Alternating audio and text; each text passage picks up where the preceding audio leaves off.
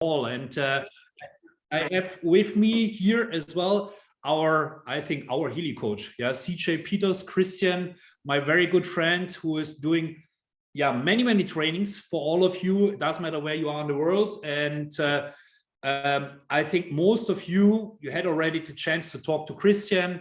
You had already the chance to meet him. And I'm happy that we are here together, that we can do this together. But I'm very, very proud that I have two of the, I think, best coaches in the world for network marketing, for online marketing today on this call. Two very good friends of us. We have Rob Sperry here, who is, I think, right now in the US, in Utah. It's early in the morning for you, Rob. And Rob is someone, and this is what I really, really love. He is not a coach like, you have many coaches. They have never done the practicing. They were never in this industry. They became only coaches. So, and this is not what I want, what I like. Rob is someone who had a lot of success in this industry. So that means he knows exactly what he is talking about. He knows exactly how to build a business. He knows exactly how to duplicate the business.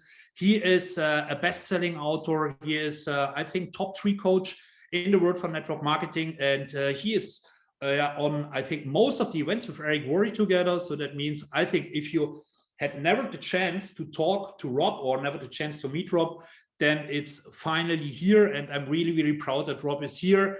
And Rob is, doing with us the first hour together.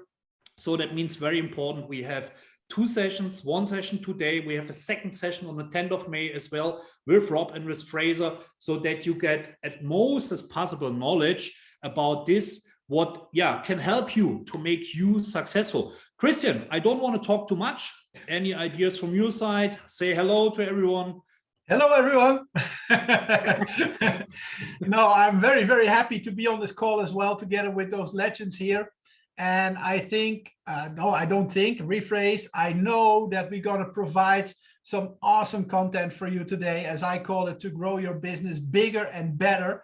And that's the purpose why you're on this call, right? Otherwise, you could do something else in this evening or morning or whatever time zone you are in. And I was lucky enough to be with Rob about 2 months ago, I think, in Dubai on a mastermind with him. And he is literally out of this world. The level of content that he can bring is so, so good.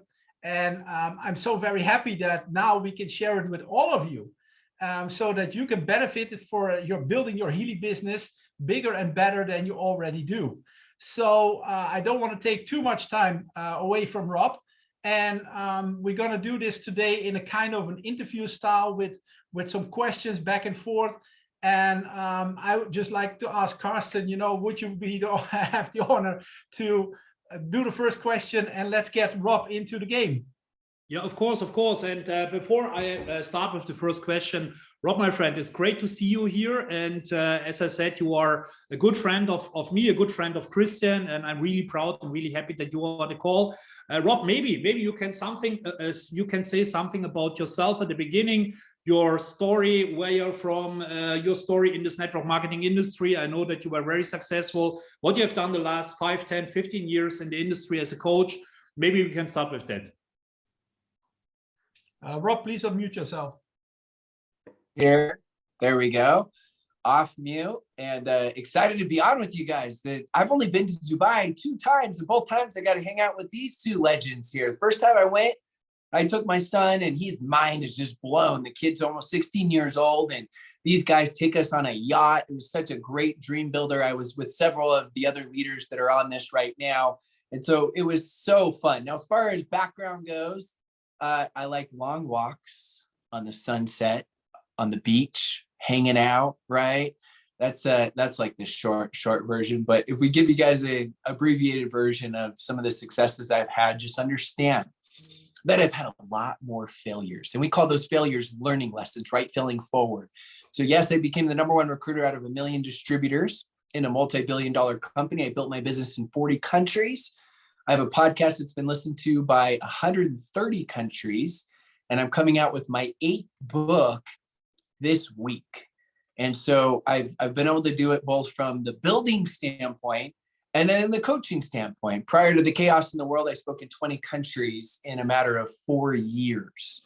And I'm excited for you guys to hear from my other friend, Frazer, one of my best friends in the entire world. He's just absolutely phenomenal. He's really funny, entertaining, and an incredible trainer. And all of us collectively are going to help you out. Now, throughout that, before we get into the question, just understand this. My first month in network marketing, I actually had a lot of success, which isn't normal.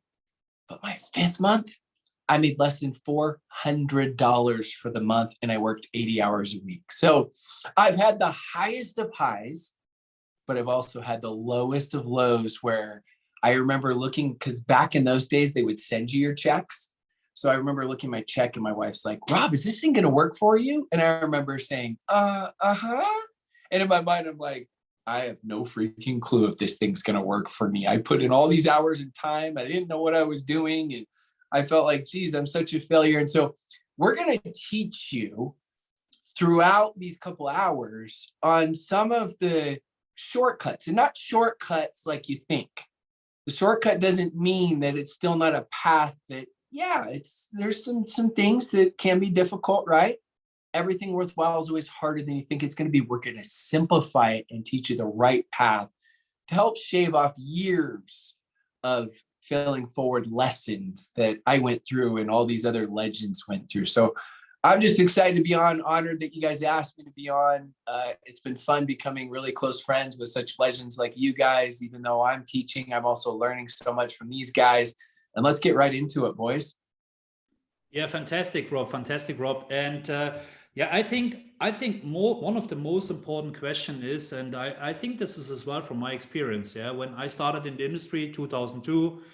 Yeah, I can remember my first presentation. It was around 14, 15 overhead slides, something like that. We are not talking about a PowerPoint presentation. It was still overhead slides. Yeah, so that means I'm a dinosaur, very old school when I started in the industry, and it was a very easy presentation. Yeah, it was a product, it was a company, it was a vision, it was a philosophy, it was a compensation plan, and how you duplicate the business. That's it.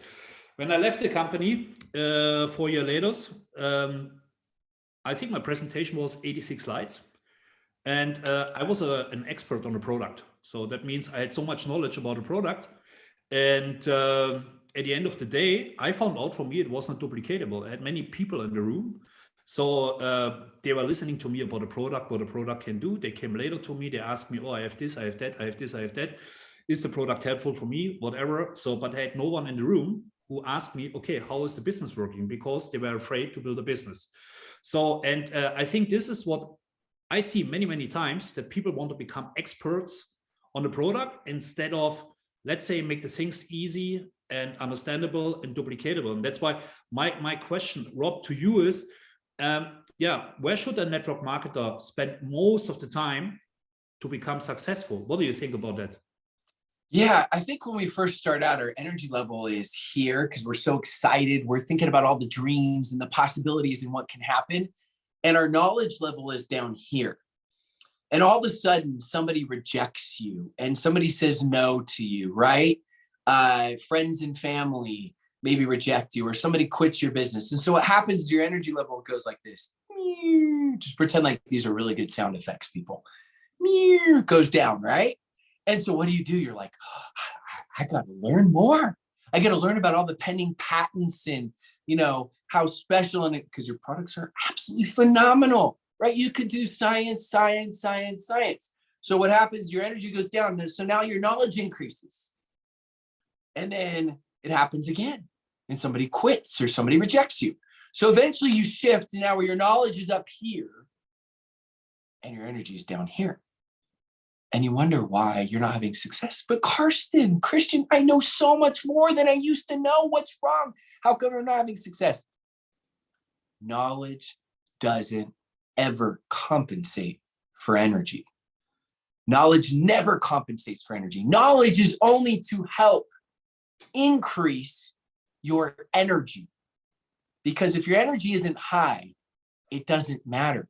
You can't give it all that crazy information. So to answer the question of where you should focus the most amount of your time is, so many of you are so good as far as product users, and I love that in the science. but you need to spend 80+% of your time talking to brand new people, inviting people to look at your business, inviting people to look at your products. Now, if it's only just products, that's okay if that's where you feel more comfortable to lead, but you can't just do that. You also need to understand there's a business to this. And if they love the products, of course, they're going to love the business as well, because when people love stuff, they're going to share it with other people. But we make it too complicated. Think about this, Carsten and Christian. Have you ever been to a restaurant before that it's your first time going and you invite friends and family? Everyone's like, well, yeah. What about the movies? Yeah. Did you have to go see the movie first before you invited people? No. That's what we do in network marketing. We feel like we've got to give them all the science behind the science behind the science. And we think we're giving them reasons to do this business. But in reality, as Carsten did this at the beginning, and guess what? I did it as well. It was because I was trying to fill my insecurities as my energy went down with more knowledge. And so I was giving them the plan for the plan of the plan, the science behind the science behind the science behind the science, instead of keeping it stupid simple. That's the KISS strategy. Keep it stupid simple. And I had to go back to keeping it really simple and focusing on, you know what? 80% of my time needs to be spent on inviting new people to look at the business and the products, because guess what? What works in this business is what duplicates. Simplicity is the ultimate sophistication. That's a Leonardo da Vinci quote that Steve Jobs had in his office. Simplicity is the ultimate sophistication. When you think about things, right? And it doesn't matter if you're religious or not religious, right? Jesus Christ, he's got all these like famous one-liners. It's come follow me, boom, drops the mic, walks away, right? If it's modern day. Why? Because there's power in brevity. But when we become more insecure, we do what Carsten did. I know Christian did it once upon a time. I know Frazer did it. I know I did it, right? We start to throw up on people. This is a graphic analogy. And then I'm going to go to the next question here. You have diarrhea of the mouth. I got to make it graphic so that you guys know, right, what I'm talking about. You have diarrhea of the mouth, where it's like you give all these reasons over and over, and they're thinking, well, it sounds really good. But then you're a professional salesperson where, yeah, maybe they sign up for your products, but they're like Carsten said, there's no way I can do this business because you just made it way too complicated. You guys have tools. You've got resources, third-party validations. Keep it stupid simple. So I know, Carsten, we've both been through this journey and we had to learn the hard way. And so we're just trying to help everybody with accelerating that and simplifying, because successful people really do the basics better. Successful people just do the basics better. Yeah, absolutely. I cannot agree more. And I think a little bit of where that thought pattern comes from is from the framing that we have. You have to be an expert. You have to know everything about everything. Otherwise, you cannot be a specialist. That's what we got from school, from our parents, from the work that we did. So I guess that's where it's a little bit coming from, but it doesn't help you so much in network marketing. Like you said, dummy it down, KISS, keep it simple and stupid. And that's way more efficient for your business, I guess. Also, what I learned is that network marketing should be fun. It should be, people say you can build it next to a job, which I think is perfectly true. But how do you avoid that you get into overdrive, into a burnout situation? Burnout is maybe a little bit a heavy word, but how do you manage your time well in that case? Yeah. So I want everyone who's watching the live right now, drop in the comments. There's no shame here. Have you ever been burned out in network marketing? Has anyone ever been burned out in network marketing? Because if you have, yeah, I like that. Like, we got hell yes, heck yes. Like, some of you are just like, oh yeah. If you haven't been burned out in network marketing, you haven't been in it long enough. I got so burned out. Listen to this. I would show up to my own events and accepted an award for being the #1 recruiter out of 1 million distributors. And then I left, and people are like, where are you? I'm like, oh, I'm just outside doing meetings. I didn't tell them I was kind of doing meetings with me, myself, and I, because I was so burnt out. I was so burnt out. I didn't want to be in any Zooms, conference calls, right? This is back in the day before lives. I didn't want to be in anything. I was so burnt out that personal development got to the point where I just did it to keep it going and do it. But it was like, it was like 30 seconds. It was so weak. It was pathetic. So trust me, I've been there, and every single person that's been in this business has been there. So let's give some perspective. That's the key word right there. Let me give you an analogy or story here. Let's say that you're burnout, okay, right this second. Okay, so just imagine, go here with me right now. You're really burnt out. And let's say you sign up somebody named Sam. And Sam signs up, and as Sam signs up, you're totally burnt out. Sam comes into your business, and Sam brings in, let's say, 10 new business builders in the next 5 days. Okay, so go through this scenario with me. I know it's a fake scenario, but just go through it with me. 5 days, 10 people. Do you think you're burnt out still? Just think about that. Your mind has shifted perspectives. Now all of a sudden you're like, oh, I'm going to the Maldives. I'm going to be going to Dubai. I'm going to be hanging out, right? Because all of a sudden now your brain is shifted to all the possibilities and dreams and hopes. We're drama kings and queens. When things are going well, we think they're better than they really are. And when things are going poorly, we think they're worse than they really are. This is a perspective that I had to learn in life. I had to learn in sports. I was a semi-professional tennis player. And I learned that. It was this momentum thing we learned just in life, in sports, and in all aspects. And in our network marketing business, it's extreme. So the first thing I want you to understand is when you can understand that, you understand that it's a perspective that you have. When your perspective has changed to a negative perspective, because the brain can't maintain both positive and negative thoughts at the same time. So here's some homework for all of you. Anytime you're feeling burnout, what I want you to do is I want you to go on a gratitude binge. What's a gratitude binge? A gratitude blitz. So what does that specifically mean? I want you to spend an entire month writing down every single day 25 things you're grateful for. And 10 of those things, I want them to be pertaining to your Healy business. Why? Because now you're going to start to, well, oh my goodness, like, if I wouldn't have joined this business, I would have never been able to hear Christians sing on Zooms, like, and dance. Like, I would have never been able to live the dream, right? I wouldn't have been able to dream big like I used to. Personal development, right? These relationships and associations that you have. These incredible, phenomenal products, right? I've been exposed to understanding about frequencies. I never knew about them before. Like, start getting your brain to fixate and focus on the things you're grateful for. Start focusing things you're grateful for, even maybe future things. If I'm grateful for, someday I'm going to be able to do this and that. Because again, it's impossible to be grateful and unhappy at the same time. You just can't do it. You can't be grateful and unhappy at the same time. It's impossible. So your brain's going to focus on one or the other. Here's another solution that's going to help you out tremendously. Anytime you have a negative thought, I want you to instantly, whether you put it in your phone or you write it on a piece of paper, right? Even me, if I think of things when these guys are talking, I'm over here just jotting down notes. I want you to write down 3 solutions. So negative thought comes to your mind, oh, this business is never going to happen, right? We're drama kings and queens. It's going to take me like 7 years. I want you to write down 3 solutions right away, right? Don't have to lie to yourself. Don't say, I'm amazing. I'm in momentum. No, you can write down, I'm getting better at sponsoring. I'm learning this. I'm learning that, right?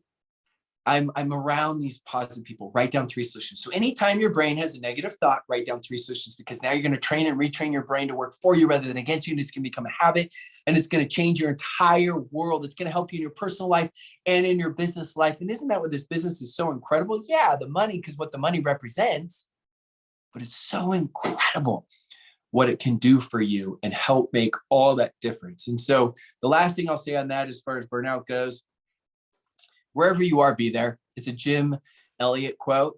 So a lot of you are working 20 hours a week, but you're really not working 20 hours a week. And so you're burning yourself out.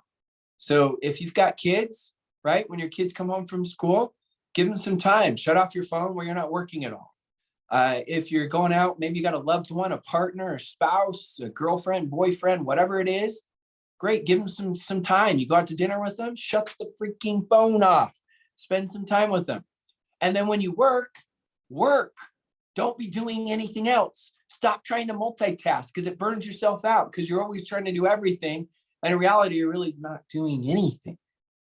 So I want you to get just hyper focused. I want you to time block. I want you to put it in your calendar. Even if it's in your calendar, if you need to take that 20-minute power nap every single day, whatever it is, right? Lunch is 30 minutes and you're not on your phone maybe, or maybe you're on your phone just on the scroll patrol having fun, right? But I want you to get hyper focused, and I promise you it's going to help you out tremendously. So hopefully those are some tips that help you guys out a ton. And again, drop in the comments as you're listening, and we're going to jump to this next question. Because this helps you to learn. The ability to learn how to learn is the greatest ability one can have. So you want to retain some of the things you learn. Yes, take notes and then figure out where you're going to execute. But drop in the comments things that really stand out to you that either are reminders or maybe they're new insights or perspectives. Thank you very much, Rob. And as I mentioned at the beginning, very important. We have a second session on the 10th of May. And I think everything what we are talking about right now, maybe do some homework. Maybe we will talk about that on the second session as well a little bit, so that you can ask questions and so on. We have as well a raffle. I think maybe Christian will talk a little bit later about that. Very important. So, and Robbie, and when you were talking about burnout, so as well, for myself, I had a burnout. Yeah, I can say this after I don't know, it was after 17 years in this industry. And after growing business goes down, growing business goes down. I said to my wife, okay, I have to make really a break from this industry because I feel myself like I have a burnout. And then came Healy to me. So I said, okay, I have to start a business. I was so excited about the product and about the opportunity. And immediately I said, let's go. Yeah. And that's 3 years ago, meanwhile.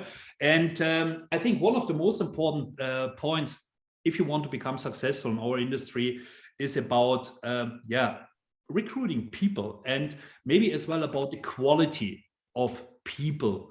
So what I see most of the time, the people try to recruit people which, let's say, from the level they are a little bit under them because it seems easy. Yeah. So, but at the end of the day, the quality in the organization is maybe not the best. Yeah. So what I teach people is try to recruit people which are maybe a little bit better than you because they have good contacts all over the world. But at the end of the day, it's very important to start with recruiting. And I think there's a something what is very famous in our industry, Bill Britt, I think from Amway. Yep. He mentioned something that he said he was talking to, I don't know, 2,000 people, whatever, or over 1,000 people.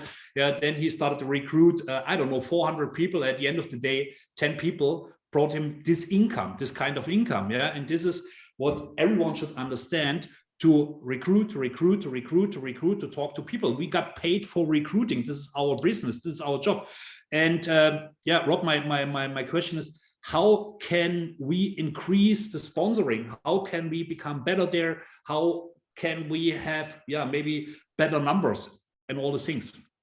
Yeah, I mean, there's some things that are really, really simple as you're talking about right there. And I love how you just said that, how we typically recruit down because we feel comfortable. I mean, if you're on a scale 1 to 10, your leadership's at a 7, of course you want to talk to a 6 because a 6 looks up to you and they're like, oh, like they worship you, right? Because you're amazing. And it's scary to talk to an 8 because you feel a little inferior and you feel like they could reject you because you don't have as much credibility. But I want you to think about this. Stop making yourself the issue. Okay? Can they be better than you? Absolutely. Do you have people that are 10s like these incredible leaders like Carsten and Christian? Absolutely. So think of it, when you joined Healy, you're like companies merging where you hide the weaknesses and you accentuate the strengths. And so your lack of credibility, that's okay. Look, you're a team. That's leverage. And so first off, before we go even deeper on this, is I want to challenge all of you to recruit your chicken list. Now, chicken list here in the US is the scary list. We call it like chicken, right? Like you're scared to contact them. So that's what we call it. You can call it whatever you want, your scary list. but I want you to make a list of who are the scariest people for you to contact, the people that you feel like are more successful than you. Why? Because guess what? If they're more successful and they have a higher level of leadership, they get it.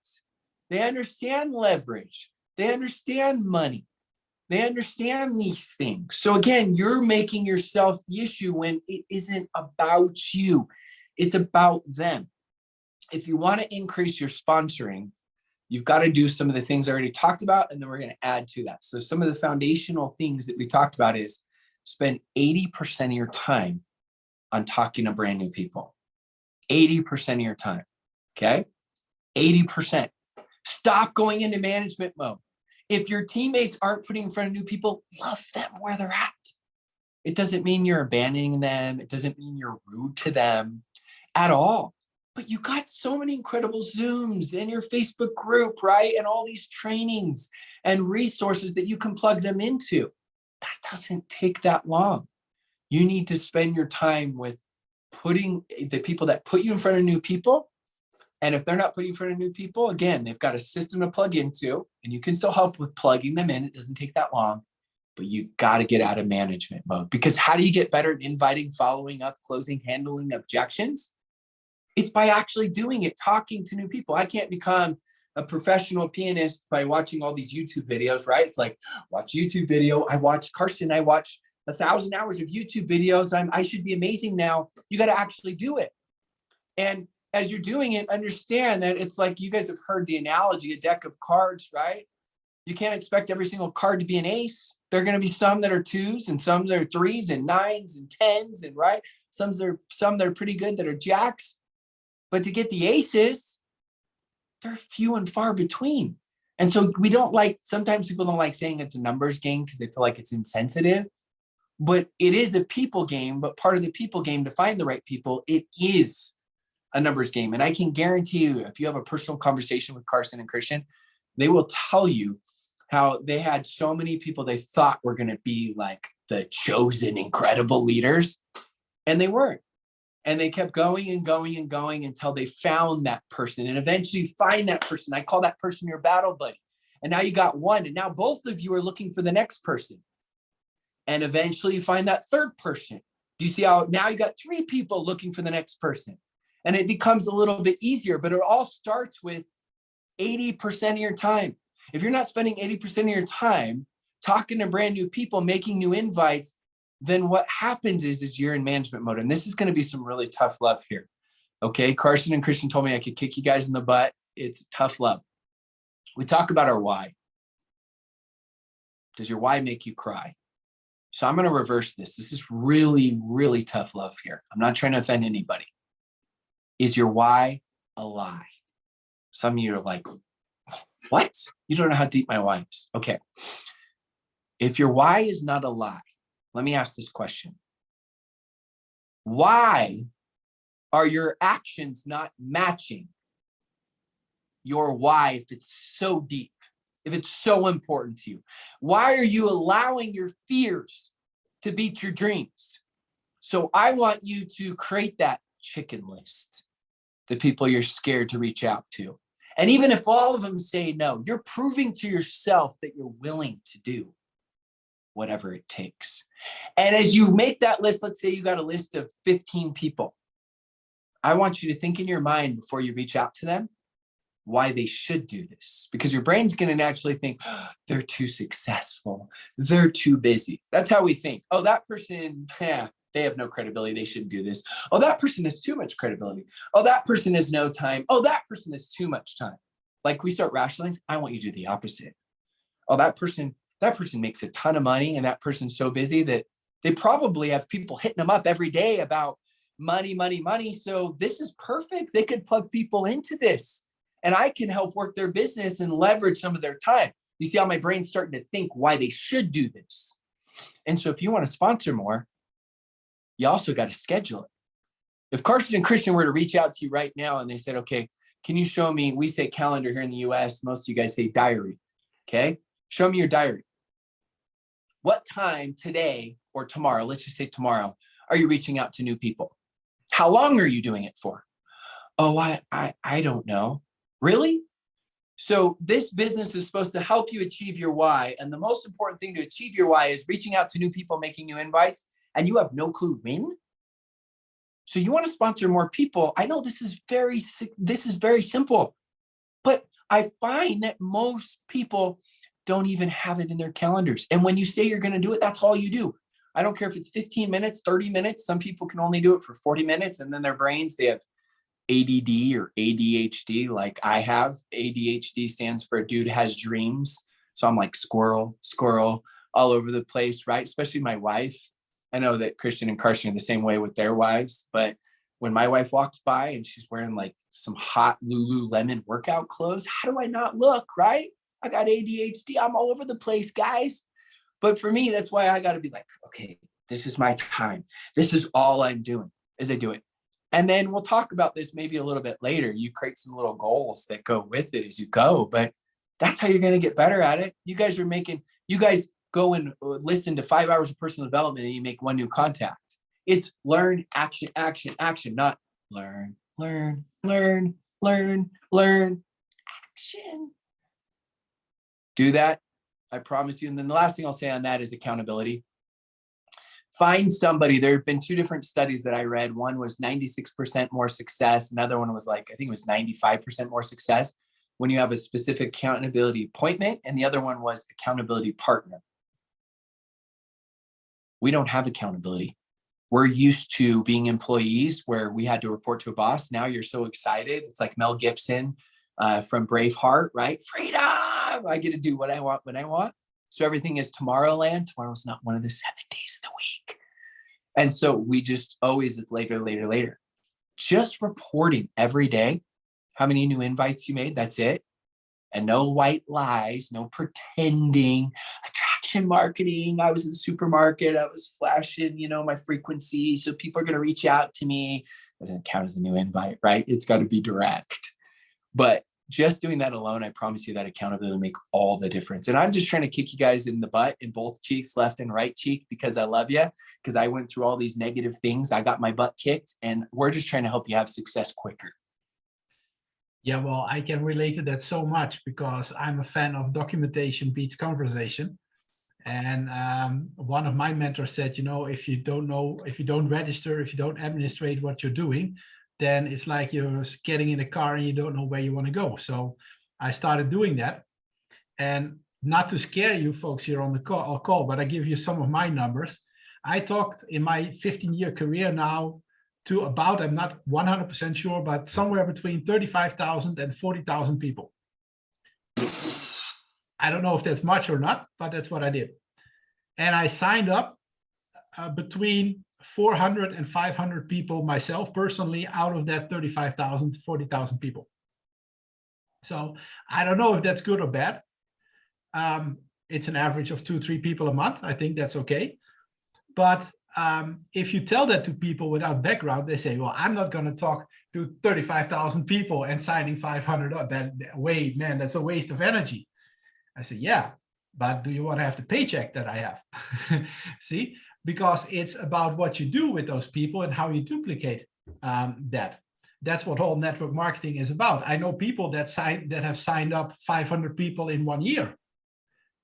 So then I look maybe bad, but what came out of those 500 people? That's what it's all about, right? Or 50 people or 5 people. It doesn't even, the number is not so significant, but it's about that you track and trace what you do. Otherwise, you don't know where you're going.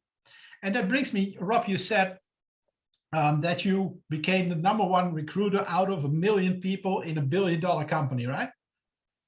So yeah, you must have done something right. Can you give us three sets of goals or something? What did you do to get to that point? Yeah, so I love how you gave your number. I remember when I started out, I reached out to, it was about 250 people my first 3 weeks in the business. And it felt like after that, I didn't know who to talk to. Those were most of the warm contacts in my phone. Of course, we know a lot more people, but our confidence isn't high enough to reach out to those people because maybe you haven't spoken to them in 4 years. they're not a close connection, right? Whatever the reasons are, my confidence wasn't high enough to go past that. And so my first month, I reached out to 250 people. It was about 30, I think it was about 33 that said yes of those. So it's not that they were high numbers, but I was a professional at inviting. I didn't want to become a professional at presenting at that time. I'm naturally an introvert. When I was 14 years old, my brother was 12. He was taller than me. That's not that bad, but my sister was 10 years old. She was taller than me. And now, you guys know I'm extremely tall now, but at that time, right, I was just like the soft-spoken. I wouldn't go to my friend's house without my brother, my younger brother. That's how timid I was. I only share that so you all understand that a lot of times we compare, right, our chapter 1 to someone else's chapter 20, right? Christian, Carsten, myself, Frazer, all of us at one point went through these massive fears. So I'm sharing the struggle with you so you understand that I had to go through a lot. And after that first month, I didn't reach out to anybody new. I just tried to manage everybody. And that's why my check went like this, down, down, down, down, down, down, to the point where I told you I made less than $400 for the month and I worked 80 hours a week. I mean, I could have gone to work at McDonald's making minimum wage and I would have been filthy rich compared to that. And so I share that because for me, I went through as many fears as anybody. And you can do this. And the 3 sets of goals that I used that really helped me out, that made a difference, was the first set of goals. And these sets of goals, every single successful leader does in their own variation, but they all do. Everyone goes on blitzes. I have never met a leader that has hit high ranks without going on blitzes. Now, what's a blitz? It's a time when you have all-out focus. And it's all-out focus on reaching out to brand new people, making those new invites. Now, there's different variations of blitzes. There could be a blitz where maybe you do a blitz every day for 25 minutes or 20 minutes, right? I'm just giving you ideas. Everyone's different. Maybe it's where you do it once a week and you pick a time. Maybe it's once a month where you go all out for 3 days. Maybe it's a combination of those things. Maybe it's every 90 days, you got an all-out week where you just go bananas crazy, you're crushing the business, right? Again, it could be a combo of all those things. Everyone I've ever met that's had success finds times where they blitz. Let me teach you the importance of the blitz. I would rather have somebody rather than making one new invite every single day for 365 days, I would rather have somebody make 365 new invites in 1 week. Because guess what happens? You're going to have enough people that say yes, that energy, they're all going to feed off of each other. And I know that's an extreme example, but I'm doing that on purpose. You guys understand it makes a huge difference. And so you got to find little times and pockets to blitz. So you can do this in your personal life and in your business, but I'm challenging you right now because I want to give you things that you actually take away when you do. I want you to figure out when some of those blitzes are, at least a blitz for you, even if it's just sometime this week or during this month. But you got to create that. The second set of goals, these are what I call the standards. The standards are what you hope to achieve on a daily or weekly basis. So a standard could be a weekly goal or a daily goal. So for new invites, I personally like to do weekly. For personal development, I like to do daily. So my blitz, I'll go out crazy where I'll listen to a ton of books and podcasts, but my standard is 1 hour every day I do personal development. Standard for you could be for new contacts or new invites. It's like on a standard week, you're doing 20. Make it your number, higher, lower, whatever you want. I'm just giving it as an example. And on a blitz, you're like, oh, I'm going to do 20 in 1 day, right? So you see the difference. But you've got to create what do you strive to do, whether it's on a weekly goal or a daily goal, because you have to have this. And then you go back to what I said, schedule it and create accountability with it. So now we come to the next aspect. This one right here, pay close attention to, because surprisingly, this is the most important one. All 3 work together. All 3 are important. All 3 are necessary and vital to crush your business. I'm giving you guys a blueprint right here. The question is are you going to follow it and do it? This one is key. Minimums. You're like, minimums? I thought it would be blitzes and standards. Yeah, those are important. You got to do those as well. The minimums are the non-negotiable on your worst week. When you just don't feel like it, you got no energy. What are you willing to do? The minimum is got to be low enough that you're going to do it on your worst week. It's the only way it works. Because what you're going to do is, this is important, pay attention here. You're going to create a win streak. And a win streak is going to change your entire identity. You're like, what do you mean by that? Let me give an example. So let's say that I've got my minimum of, on my worst week, when I don't feel like it, I'm making 3 new invites, no matter what, direct invites. And my standard week, I'm going to do 20. And then on a blitz week, I'm going to do like 50, something like, just an example here.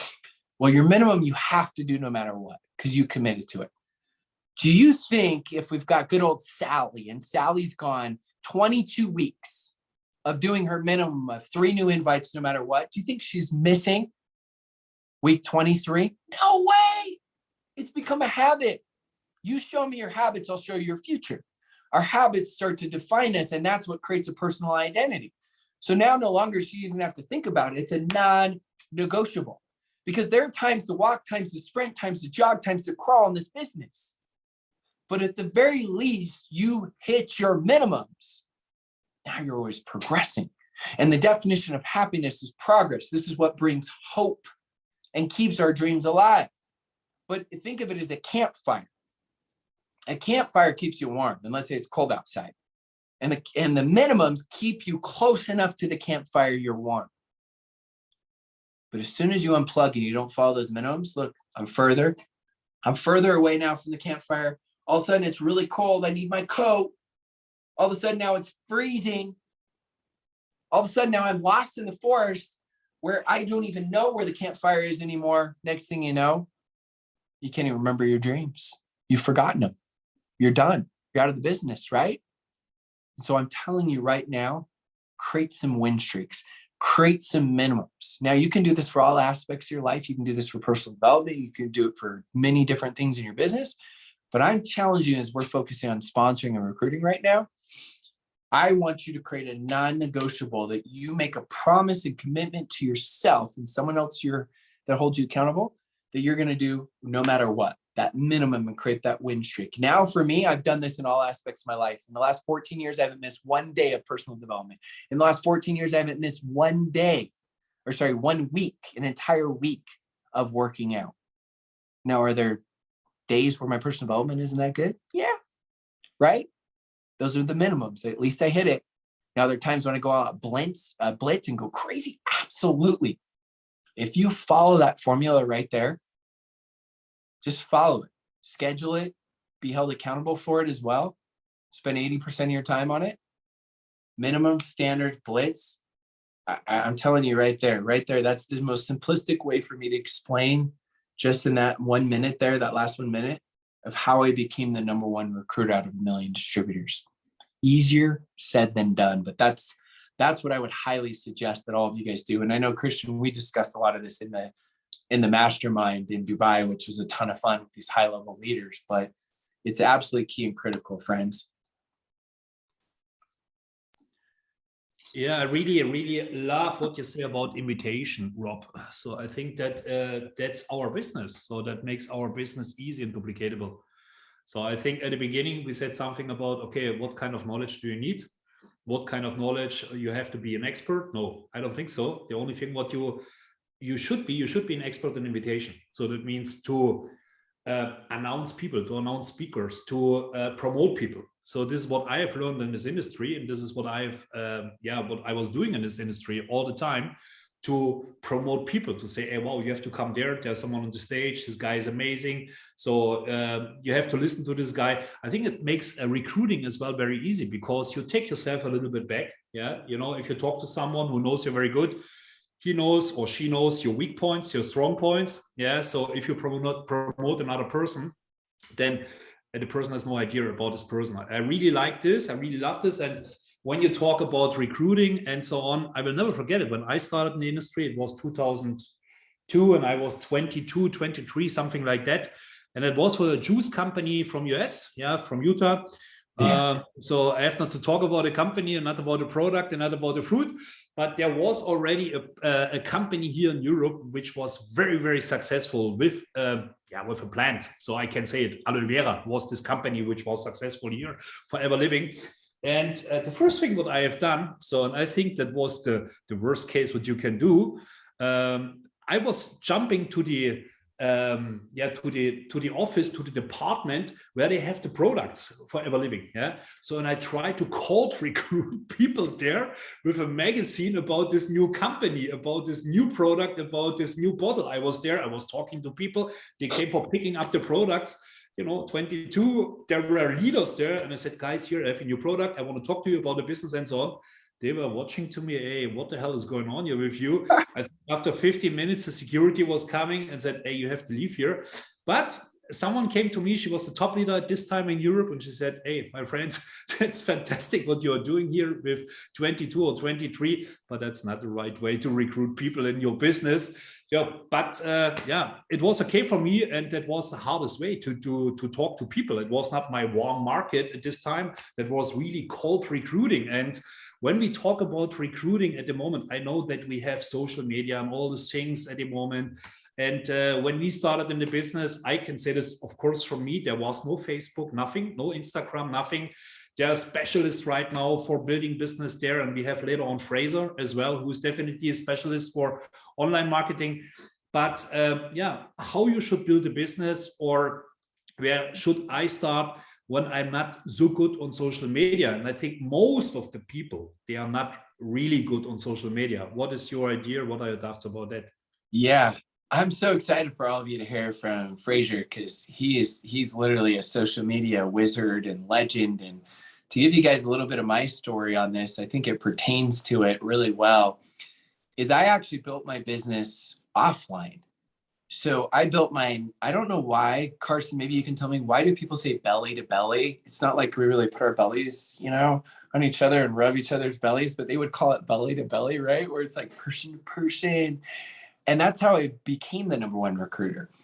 And I had these limiting beliefs because I saw social media and I saw people doing it the wrong way. And I saw them spamming everybody, right? And being annoying. And maybe it was my own insecurities, but I just didn't want to be that person.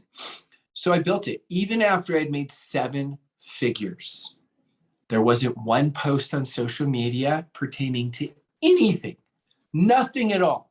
Not even like I'm excited because of my incentive trip, nothing. Okay, so when I tell you guys I had some fears, right? Some issues I had to work through. I had issues I had to work through. So everything changed for me. And eventually, and I'll tell you why and what happened, but eventually I became known as one of the social media experts for network marketing. Eventually I built my business utilizing both the old school timeless principles as well as social media. And social media just enhanced the principles that are timeless. And this is what I did. This is what I'm going to challenge all of you to do. Is I made it, and this is only if you want to go next level. I made a commitment that I was going to start on one platform and I was going to post every day. Now, at this time, I was only posting once a month and I wasn't posting anything about anything. And as I made this commitment, guess what happened? I started getting better at posting. Just like when we make new invites, as we do it, we get better, right? I started getting better. I started paying attention to what other people were saying and why they were saying it. I started thinking of things that I wanted to say, and I created my own notes and I put them in there, a future post that I could have. And I started screenshotting the really good posts and I put them in this separate folder so I could look at good examples. But the biggest thing is I got over myself, right? Because ego stands for everyone's got one. Your ego ain't your amigo. And too many of us, we're so worried what everyone else thinks. And I did it every single day. Now, guess what? I look back, memories pop up. I don't know if this happens. Does this happen to anyone else? Memories pop up. I'm like, oh, that was such a dumb post. Like, I can't even believe I thought that was a good post. That was so bad. That's embarrassing. You know what? I'm not embarrassed of it. It's really cool now for me to actually show people that I didn't start out very good. And I can share the journey now. And so for a lot of you, maybe you can't commit to every day. Maybe you can commit to every other day and then work your way up to every day. And your post probably won't be good when you start, but you got to start somewhere. And that one piece of advice changed my entire life. When I just made a commitment, because when I say I'm going to do something, I do it. That was a non-negotiable.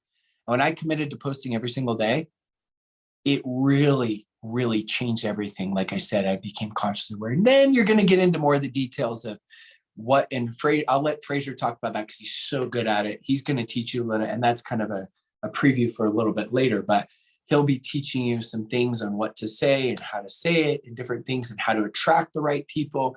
And that's where you can get more specific. But if you're overwhelmed, just start out with committing to post and be okay with sucking. Embrace the suck, because it's going to be a more powerful story later, because people will connect with you. People connect with vulnerability, as long as it's not victim vulnerability.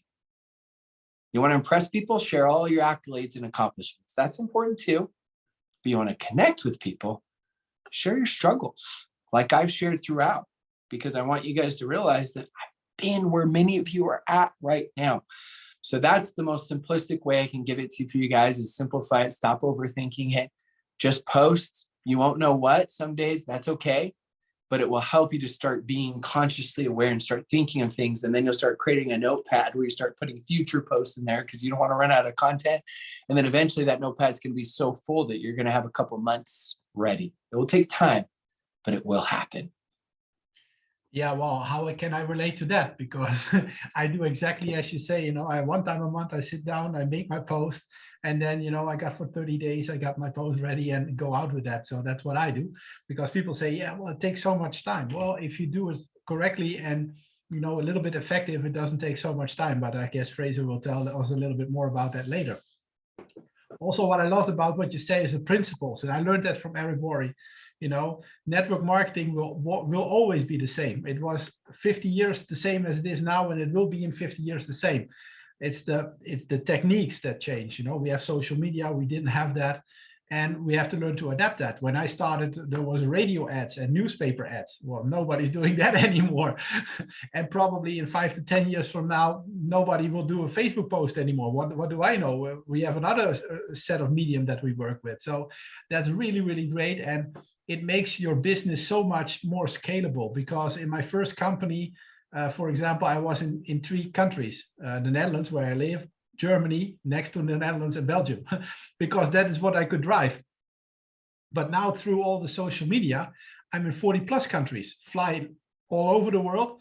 And that's 100% due to social media. So some things you don't plan, I have a major structure in India. It was never my intentional goal to go to India, but now we have a major structure there. So that's what can happen if you take that up and start learning that.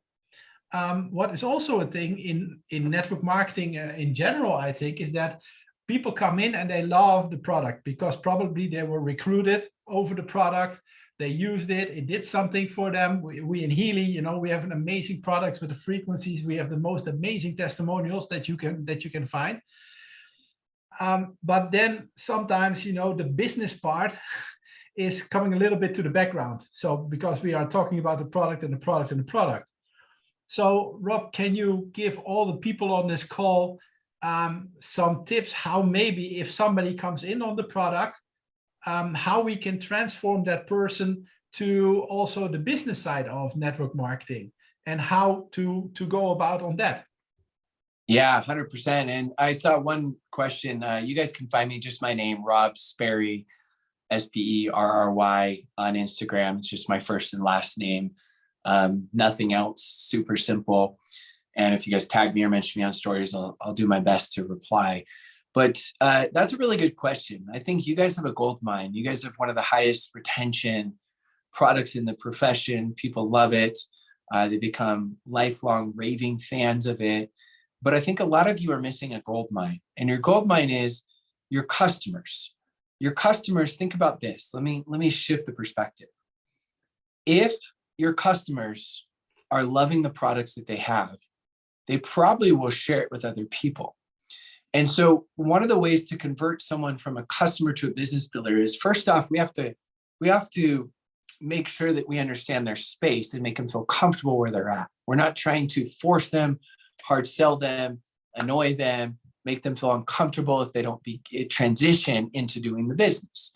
So with that said, questions are the answers. So if I were to go to Christian or Carsten, I would say, hey, so how are you liking the products? And actually, you know what? I wouldn't say that. Let me rewind. I would say, what's your favorite part about the products? Because now I'm being more specific, not how are you liking? What's your favorite parts?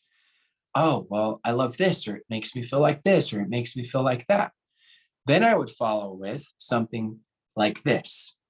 I've got a really simple way to help you get your products for free. Now, you got to figure out what's compliant, right? Because most companies is compliant, right? We're not making empty promises. I'm very clear on that with them. And they say, oh, really? And you notice I didn't say business, because for them, sometimes the word business can be overwhelming. And I said simple program for them. My wording is very key. And I tell them this because now they're like, oh, really? How? Yeah.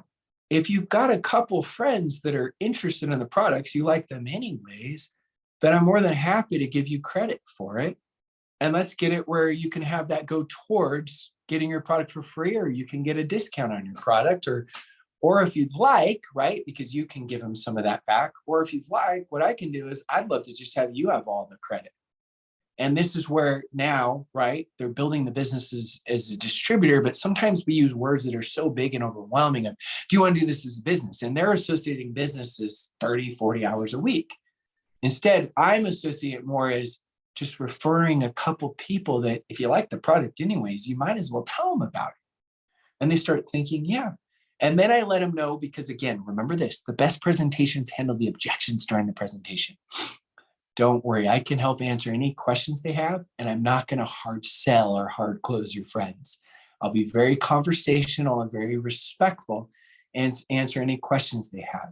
So you can introduce them to me, whether it's on whatever you guys are using for your system, whether it's a group chat, quick Zoom, 3-way call, your tools with your videos, right, that you guys have. And I keep it super simple, but this is another challenge for all of you guys. Start going through your customers. Start doing this.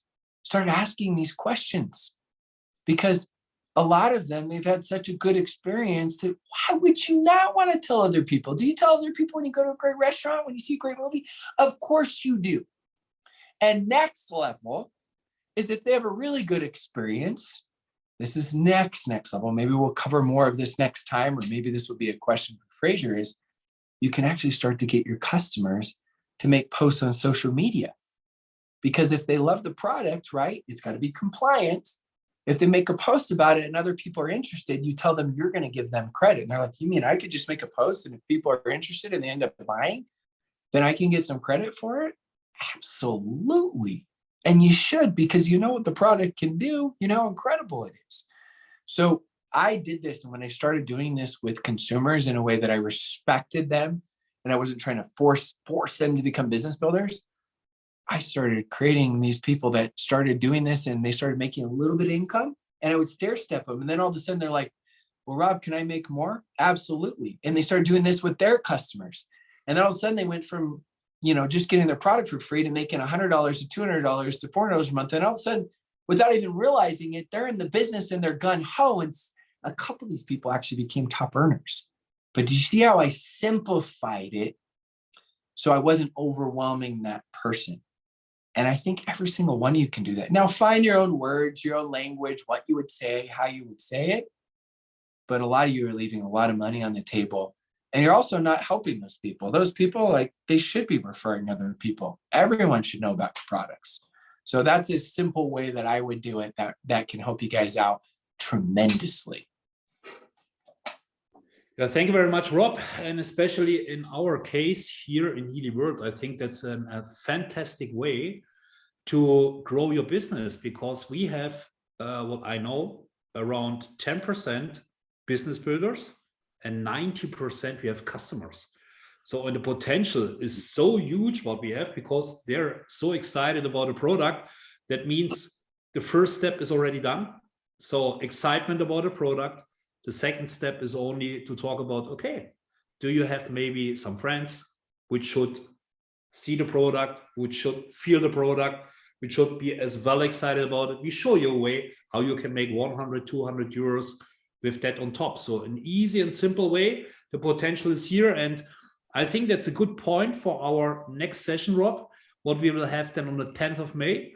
I would like to say thank you very much for your time, my friend. It was amazing. And yeah, I think we see each other anyway very, very soon in Dubai, or yeah, maybe not in Dubai, maybe in US, but we will see each other definitely. Thank you very much, Rob, for your time. And hey, thank you so much for having me on. I appreciate you both. You guys are incredibly just amazing what you guys are doing for the profession. And I love that. I mean, these guys are investing in all of you and taking their business to the next level and your business, which is pretty cool. And you guys are in for a real treat right now with Frazer. He is absolutely phenomenal, and you guys are going to have a ton of fun. So make sure you take some crazy notes. I think he's the best speaker in all of network marketing. So be ready.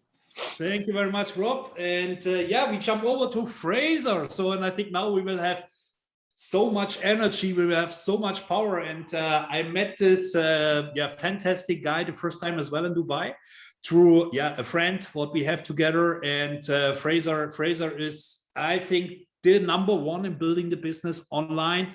He's a best-selling author as well, one of the top speakers in the world, many times on the stage with Eric Worre, with all these great speakers, and very important for me as well. So that's why always to understand, we have only coaches here which made in the past a success as well in the business. So I don't like theory, we like practice. So, and Frazer is doing this, I think, in the second generation, what I know from you, Frazer. So your father was very successful in this industry, you were successful in this industry, and we had at the beginning, or we had in the session with Rob, the question about social media, and I think you are the expert. And Frazer, maybe you can say a little bit more about yourself before we jump into questions as well.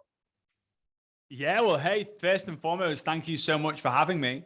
I'm really excited to be with you guys. I've just come back from an event in Paris. We did the first generic network marketing event in Paris, in France, me, Eric Worre, and Marina Worre, which is so cool. So network marketing is exploding all over the world, and I'm really excited about that. So my network marketing career started in 1987, but I wasn't born until 1988. So whenever I say that, people are like, huh? How does that work? So my mom and dad, they were so broke, they couldn't afford to pay attention in 1987. So my dad had this 5-bedroom house. It was one of those houses that if you kind of like leant against the wall, the whole house would have fallen over, right? So my dad said, right, it's a big house, 5-bedroom house.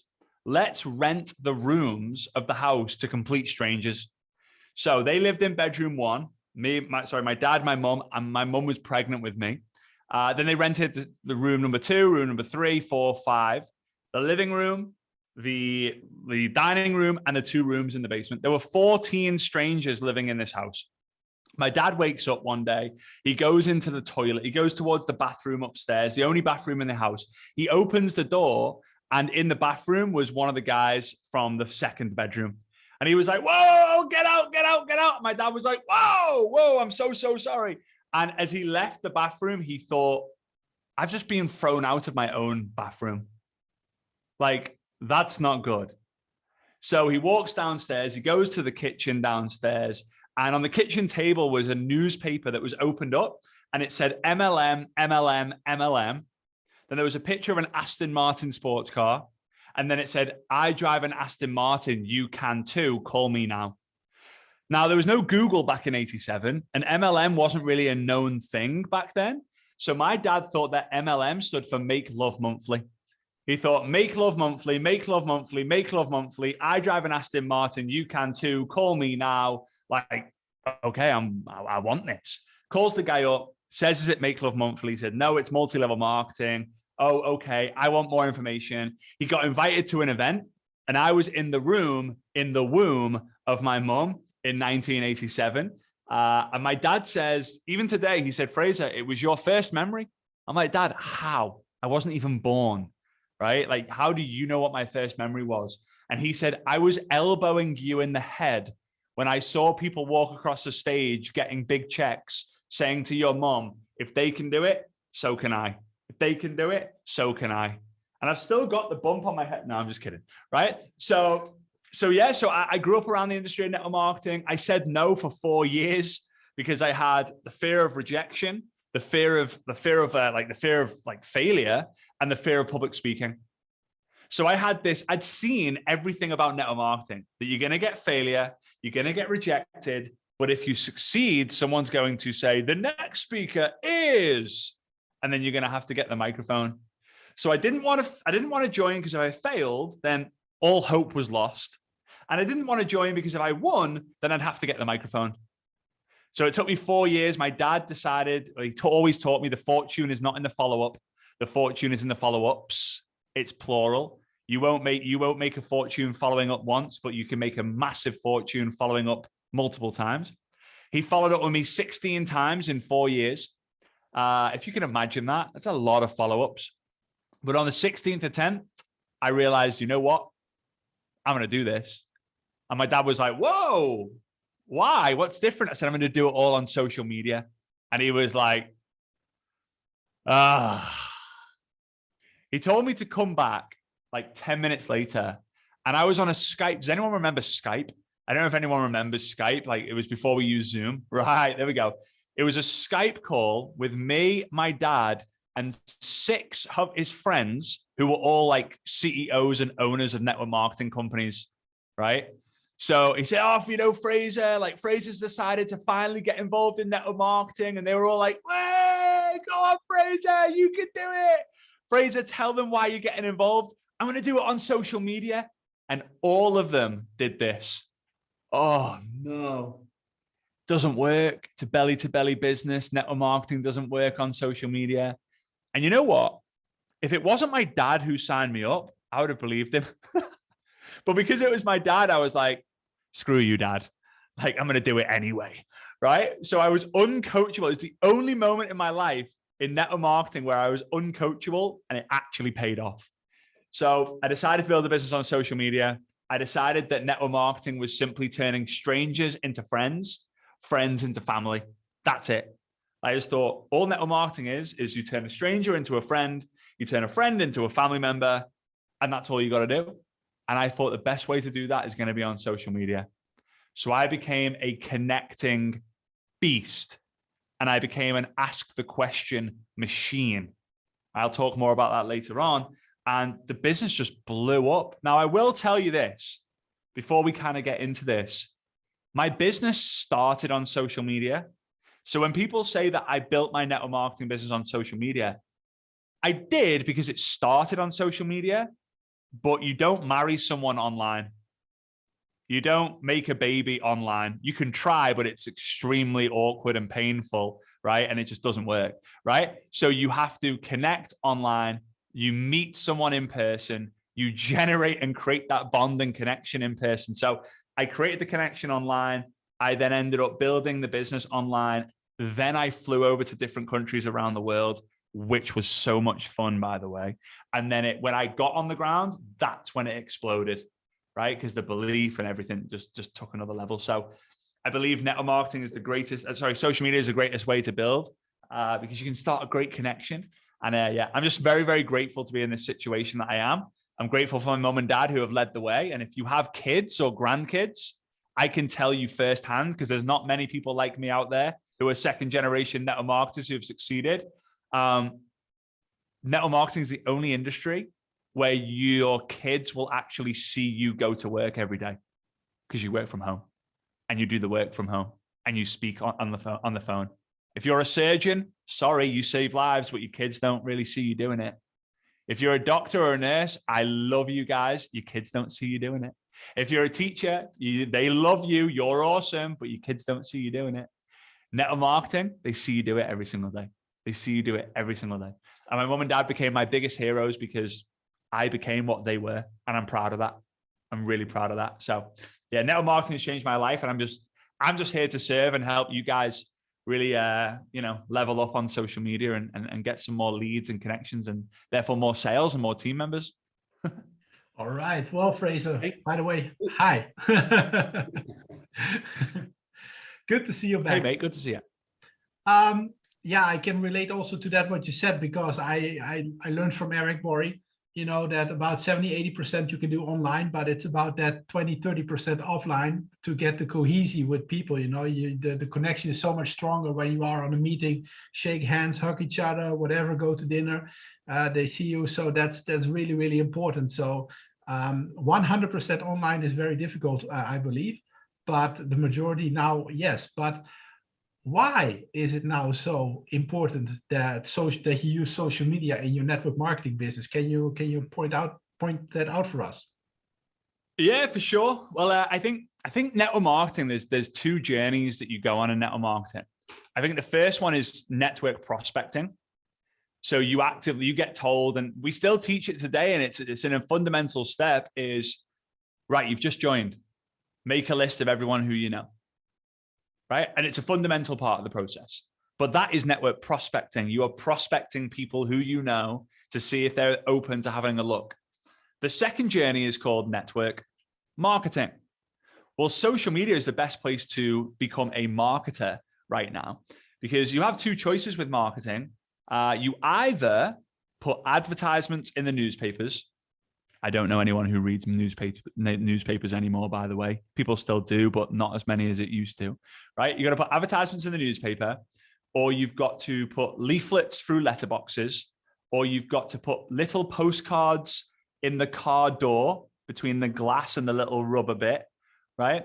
Or you've got to go around with your business cards, meeting people and giving them the business card, or go into, business networking events and give them like, hello, like, nice to meet you. Here is my business card. On the other side of the card, you will see there are certain things. Like, there's so many different ways of doing it that way. But on social media, I am one tap of a screen away from connecting with someone. I can just click, I can go, oh, I've just added someone. But you know what? It's so crazy. It's so easy to add new people and connect with new people, but people think it's weird. They think, oh, it's just weird messaging a stranger. It's really weird messaging like a random person on social media. It is. It is. But go and ask the top income earners in your company, like the incomes that they're generating working from home is also very, very weird. You have to choose your weird. Right? Do you want the weird commission, or do you want to feel weird and get the weird commission, or do you not want to feel weird and not get the weird commission? It's a simple choice. So a lot of things, if you look at, this is my favorite reason why social media is so important. It creates so much speed. And as Christian just said, like, we can start the business on social media, but it won't end on social media. I think there's three things that you need to create culture, and culture is the glue that keeps everything together. The first one is you need to laugh together. The second one is you need to cry together. And the third one is you need to hug one another.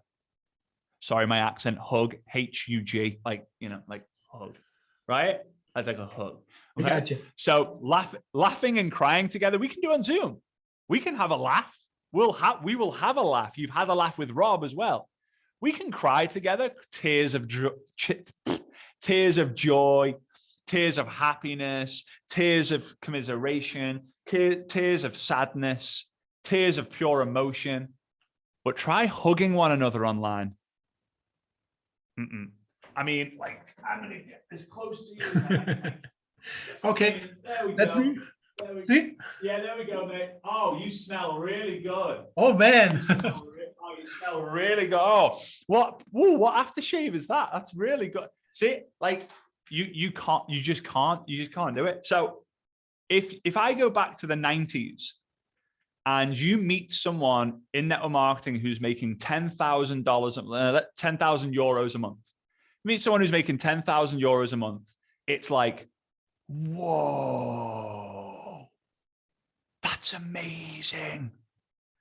If you then go to the 90s, the noughties, right? The year 2000s, and you meet someone who's making 50,000 euros a month. Whoa, That's amazing. If you go to the tens sound, it feels weird to say that, 2010 to 2019, and you meet someone who's making 100,000 euros a month. Whoa, that's amazing. Now, 2022, we're meeting people making 3, 4, 5, 6, 7, 800,000 euros a month. It's absolutely crazy. And one thing the majority of these people have in common is social media is a big part of their businesses. And the last reason, I'll tell you this, I worked very closely with, I think, the second or third biggest company in network marketing in terms of revenue. And when I started working with them, they were very against social media because they're the type of people who wear like their logo everywhere. And they were like, they'd been hit with a bit of bad press and bad publicity, and they weren't really implementing what I was teaching them to do. And then COVID hit. And guess what happened? They had their biggest year in history, and they're a 40-something-year-old company. And they said, they reached out and they said, social media.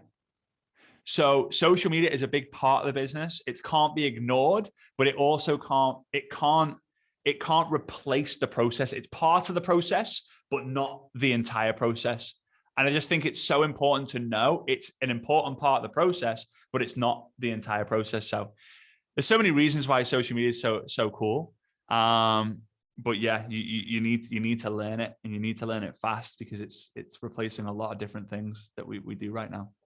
Yeah, thank you very much, Frazer. And I can remember when I started, you were talking about Skype. I think, Skype, that was very luxury for us, because I had to meet in 2002 nearly everyone by car. So that means I was driving, 200 kilometers, 300 kilometers for one meeting. So, and I wasn't sure about a yes or no. At the end of the day, the winner was most of the time the gas station. Yeah. So that means I spend a lot of time only in the car, and social media makes many things more easy. And I see as well, many people, they try to build a business there, but they make a lot of mistakes. They try to recruit aggressive. I can see this nearly every week, that people try to recruit me for another business, try to pitch me for another business. But like, as you said, you have to become a friend at first. I think so. This is really the most important thing, to build friendship, to build relationship, to build trust. This is not coming overnight. Yeah. And when I see people, they go directly to people, they send them a message. I have seen your top leader, and here I have the business, and you have to come here to me, and please join my business, and so on. And what I explain to people is, okay, remember the time when you have seen the first time, the partner of your life, your wife, your husband, whatever, in a bar, wherever, what you have done. You jumped on her, or you jumped on him immediately, or it takes time. You have a first rendezvous, you have a second rendezvous, you show yourself from your best side, and step by step you come closer. So that's the way. Yeah. But on social media, people try to do this very aggressive from time to time. Yeah. But when we talk about social media, and I'm definitely not the expert, but I have one of my best friends, and you know him as well. We met each other on social media. We were friends over 4 years only on social media. Then we met each other live, and we are like family right now. But what is the best time to make some social media posts, to start to make friendships, to add people on social media? So what do you think about that?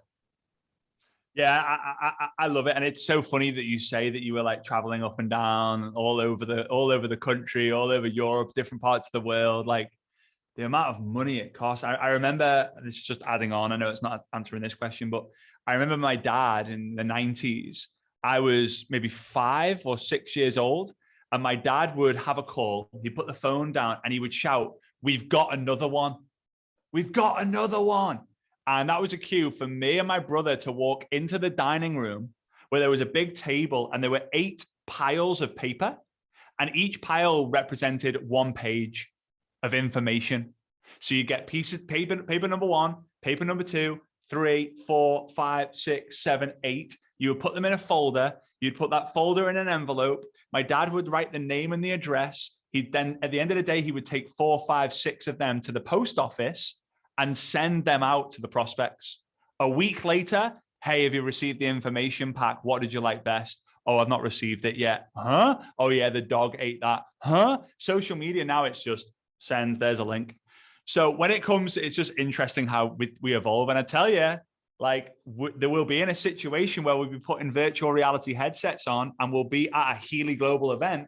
There'll be hundreds of thousands of people all there and everyone will be in their underwear at home, but you'll feel like you're there and it's going to be amazing. And you're going to have presentations where there are 100,000 people in. It's impossible to have a presentation with 100,000 people in a room right now, right? But on social media, in the virtual world, it's going to happen. It's just going to happen. So anyway, best time to post on social media. So I could answer this really easily. I could go onto Google. I could go onto Google Images, and I can type in best time to post on social media. And there will be so many different images that will say 7 p.m. or 7:15 p.m. on social media on a Monday is the best time. That is involved. That includes everyone's data. So what you need to do, and this is a big, big thing. This is the reason why my engagement is so high, especially on Facebook. It's just crazy high. And it's because I track everything. Like, so for me, social media is a business tool. Like if I don't use it for business, I'm deleting social media. Like I'll just send the photos to my friends and family via WhatsApp. Right. I'll just send them, like I'll show them the photos when I'm in them. It's like, I don't get any value from social media from a personal point of view, only from a business point of view. That's serving, that's inspiring, that's connecting. So what you got to do is just create a very simple spreadsheet, right? It's very, very simple. In the first column, you're going to write like what the post is. Is it a selfie? Is it a video? Is it a live video? You're only going to track it with things that go on your feed, right? So no stories or anything like that. Is it is it a short video? Is it a quote? What is it? The second column, I want you to write the date and time, right? So 7 p.m. Let's go. What time are you guys? 7:23 p.m. Tuesday, the 12th of April. Okay. So 7:23 p.m. Tuesday, the 12th of April. Now, after that, you're done for now. You make the post. 24 hours later, so you're just going to set a little reminder in your phone, a little alarm. You'll get used to it after a few weeks. You're going to put a little reminder in your phone to go and check the engagement that you've had. So column 3 is going to be the number of likes or loves that post has got. Column 4 is going to be how many comments it got. And column 5 might be how many views or shares it got. That's it. Now, I promise you this, you are going to establish after about 30 to 60 days, the absolute best time for you to post, but also the best type of post for you to make. And there's that saying, isn't there? That's like, quote, I'm not as good at quotes as Rob is. Rob is like a quote encyclopedia. He can tell you the quote, the name of the person who said the quote, the name of the wife or husband of the person who said the quote, the town that person was born in, and the middle name of their dog. Like he can just give you so much information when it comes to that sort of thing. However, there's a quote, something like the best way to predict the future is to create it. It's something like that, right? So I know right now, for me, this time in Dubai is a good time to post. I know if I post a photo of me and Svetlana, doesn't matter what I say, it just explodes. I know if I post a photo of me on stage, it does really, really bad. It's really weird. I know if I post a really short quote, it explodes. I know if I post this much text, it does bad. But what works for me is completely different to what works for you. It's just completely different because our audiences are completely different. And that's why the algorithm is so strong. So the easy answer is Google Images. What's the best time to post? But that's not going to how you're going to get to a pro, because that's what everyone does. It's posting every day at different times, different types of posts, tracking it. And I promise you, 30 to 60 days, you will you'll know exactly when to post and what to post, and your engagement will it'll just grow and grow and grow. It really will. And with engagement, you get more reach. With more reach, you get more visibility. With more visibility, you get more leads, more sales, more likability, more credibility. You get more trust. They need more information. They need less information to make a decision. You have to go do that exercise. It's annoying at first. It's like, oh, really? Do I have to? But I promise you, it's going to make it so worthwhile in the future. Promise. Yeah, well, I think, for me, I do a little bit on social media. It becomes like brushing your teeth. It becomes like, that's what you do in the daily life. You get up, you brush your teeth. I get up, I do social media posts. So it's kind of a habit, and it takes what they say 21 days to create a habit. So if you do this 30 days, every day a post, then after 30 days it's normal for you. Just post, and I post, and from there you learn what works, like Frazer teaches us, and then you will get there. I think that will not be an issue. And every master was once a disaster. I like quotes too. So I always say I was definitely a disaster, 100%. If I'm a master, that's for others to decide. But just do it. Like Rob also said, don't be afraid to fail. You learn from your failure. Failure is path to success. So just do it. Frazer, we hear in when we are talking on social media marketing, we hear all kinds of terms, and one of them is attraction marketing. I think the word in itself explains it, but is attraction marketing really a thing that we should go by, or is that something that is past, or what is your vision on attraction marketing? Yeah, no, I love it, man. I love it. And it's funny. I always say everyone starts as a loser and then they become a legend, similar to master, the disaster master kind of conversation. So here's the thing. So I'm a great fan of attraction marketing. So really quickly, what is attraction marketing? Attraction marketing is simply attracting someone to you through your marketing, your marketing presence, your marketing materials. So for example, you make a post about your incredible products, about your incredible opportunity, about incredible success stories or events, community system. And someone reaches out to you to say, hey, Christian, love that post, been watching you for a while. Can you send me more information? You haven't contacted them. You haven't done anything like that, but they've attracted to you. It's like the older school hunter or hunted. Do you want to be the hunter or the hunted? And the thing is, attraction marketing works really, really well. But what doesn't work is that people go all in on attraction marketing from day one, and then they don't last the test of time until like the attraction marketing actually happens, because it takes a lot of time to actually get going, right? It's not like, right, I'm brand new to the network marketing profession. Here we go. Hey, everyone, click my link to buy my product. And you get 37 sales in the first 4 minutes, and you become the top, customer. You win the customer acquisition bonus within the first 4 minutes because you're amazing. No, it doesn't really work like that. So one of my first mentors was a woman called Laurel Langemeyer. She was on The Secret. For those of you who've watched The Secret, she was on The Secret, and so she's a big law of attraction kind of ambassador. At one time, she was responsible for creating more millionaires than anyone else on the planet. Documented. It was crazy. And I said to her, law of attraction, I'm on social media. I want to use attraction marketing to come to me. And she asked me a few questions. And she basically said, the word action is in the word attraction. You have to start with the action marketing before the attraction marketing. In social media, you have to go out there and create the relationships instead of just waiting for the relationships to come to you. It's kind of like if I'm a man and I go to a bar, I've got two options. I either wear my best shirt and I just stand at the bar and hope that a woman comes up to me and asks me if she can buy me a drink, or I'm going to go into the bar wearing my best shirt and I'm going to ask the women who I find attractive, the women who I like the energy, and I'm going to ask them, hey, you look absolutely stunning. I would love to be able to buy you a drink. Which is going to be faster?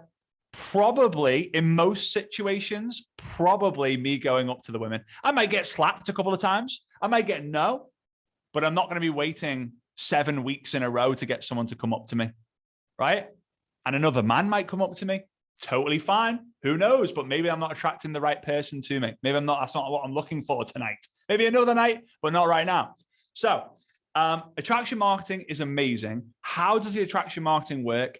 It's really knowing how you want to help, like who you want to help and how. So like, who do you want to help and what do you help them with? So a really, really simple sentence for you to complete. This is another exercise for you guys to do is I help blank to blank.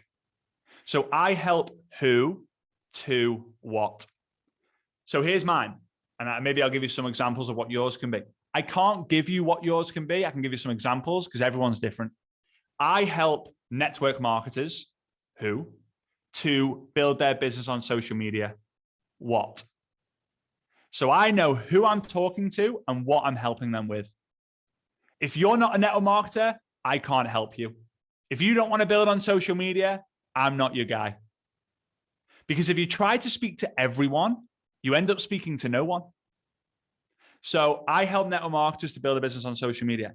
I help women who to get healthier, to feel better, to look younger, to feel more youthful, to find their identity, whatever. I help couples to travel the world more. I help golfers to improve their golf swing. Whoa. How does speaking to golfers improve their golf swing, build the business? You're going to build a community of people who love your content, who want to speak to you all the time. All the time. So it's the niche, yeah. Niches to riches. But here's what people make the mistake of when it comes to attraction marketing is they try and figure out their niche before they post. So they're like, oh, okay, right. I need a logo. It's nothing to do with your niche, but I need a logo. I need brand colors. I need to go on a photo shoot. I need a website, but my name's not available. Okay, I'll try and buy my name, $7,000. Okay, it's worth it. Right, I've got all the photos. I've got the colors. I've got my logo. I've got my copywriting. I'm ready to go. You never launch, right? So it starts with who you help. So if you're a woman, you help women.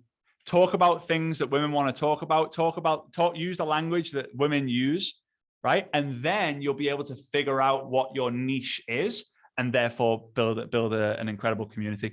No one has an incredible community talking about everything. The only people who have an incredible community are people who talk about one thing. YouTube channels talk about one thing. Instagram channels talk about one thing. The only person I know who's gone from one thing to the other successfully is Grant Cardone. He went from sales into the whole 10X thing, into selling out conference centers, and now it's all real estate. He's just a real estate guy. And just look at these marketers and see what they're marketing. And you can very, very quickly establish and find out what people, how people are using attraction marketing. But attraction marketing works. It's amazing. But action marketing first, and build up the attraction marketing until eventually you can just do the attraction marketing. But it's stages, it's levels, it's phases in the business. And attraction marketing makes the game very, very simple, but it takes a lot of time to kind of get going. Okay, Frazer. Wow, that's a lot of knowledge. And I think many things what we have to learn here, especially about attraction marketing as well. And our business, especially network marketing, is to keep everything simple and easy and duplicatable.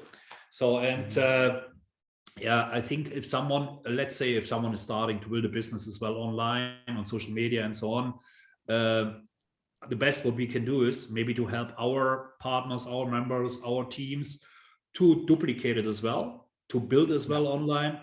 To show them a way how you can become successful online, or let's say how you can use social media as an online tool. And here's the question, okay, what are the best things, let's say, to do on social media platforms? What is very effective? What do you think about that?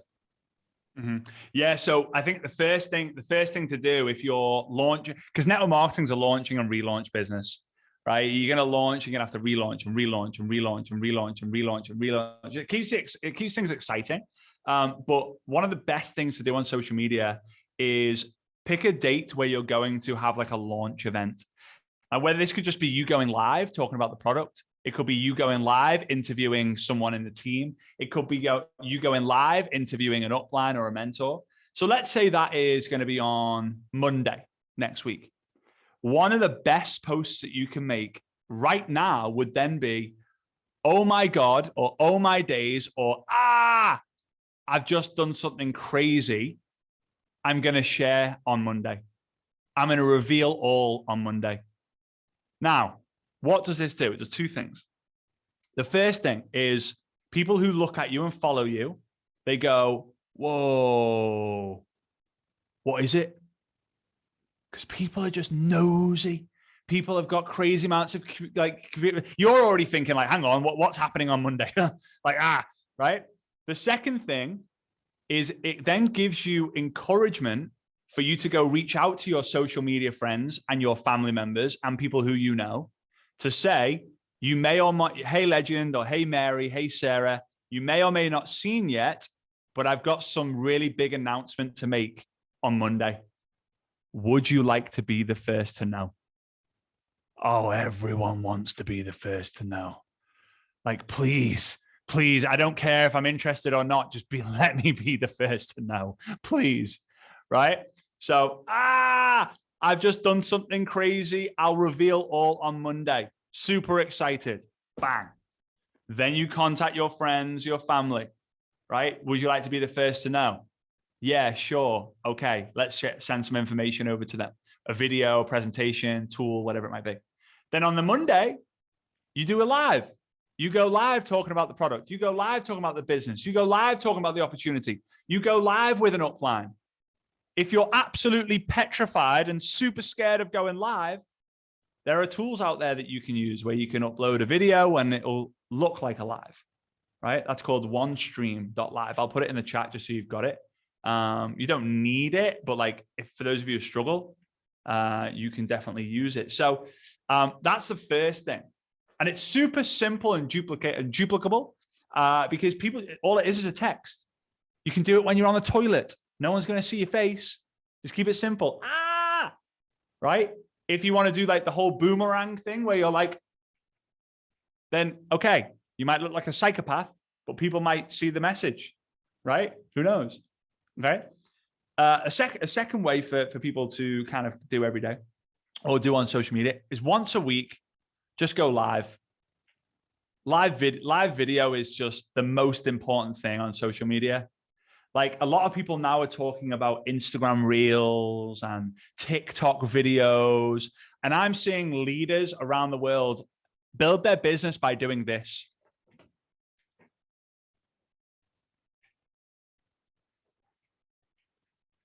Right? They're dancing. They're not opening their mouth. They're just dancing, pointing at things, right?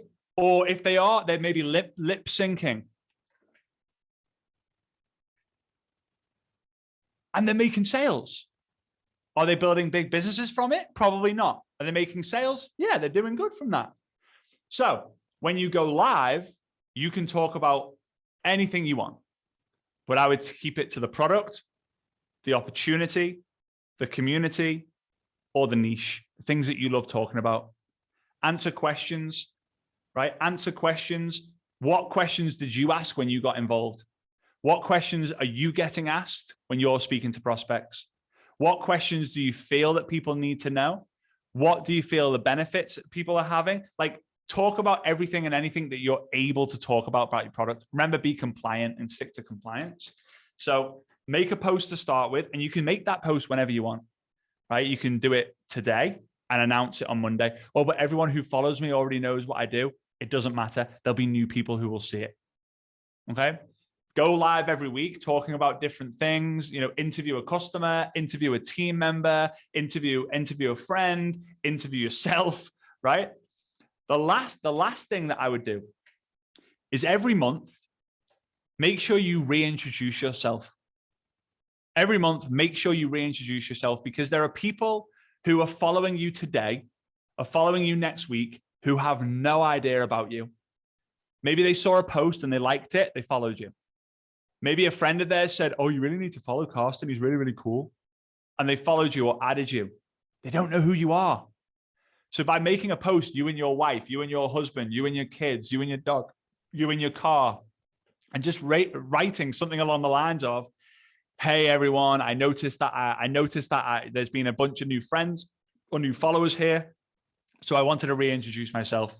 My name's Frazer. I'm 34 years old. I'm originally from Liverpool, who have the best football team on the planet, Liverpool Football Club, but I live in Dubai. I'm a big fan of I love to play golf in my spare time. I love hanging out with my wife, Svetlana, and my Maltipoo puppy, Mando. And just listing as many things as I can about me.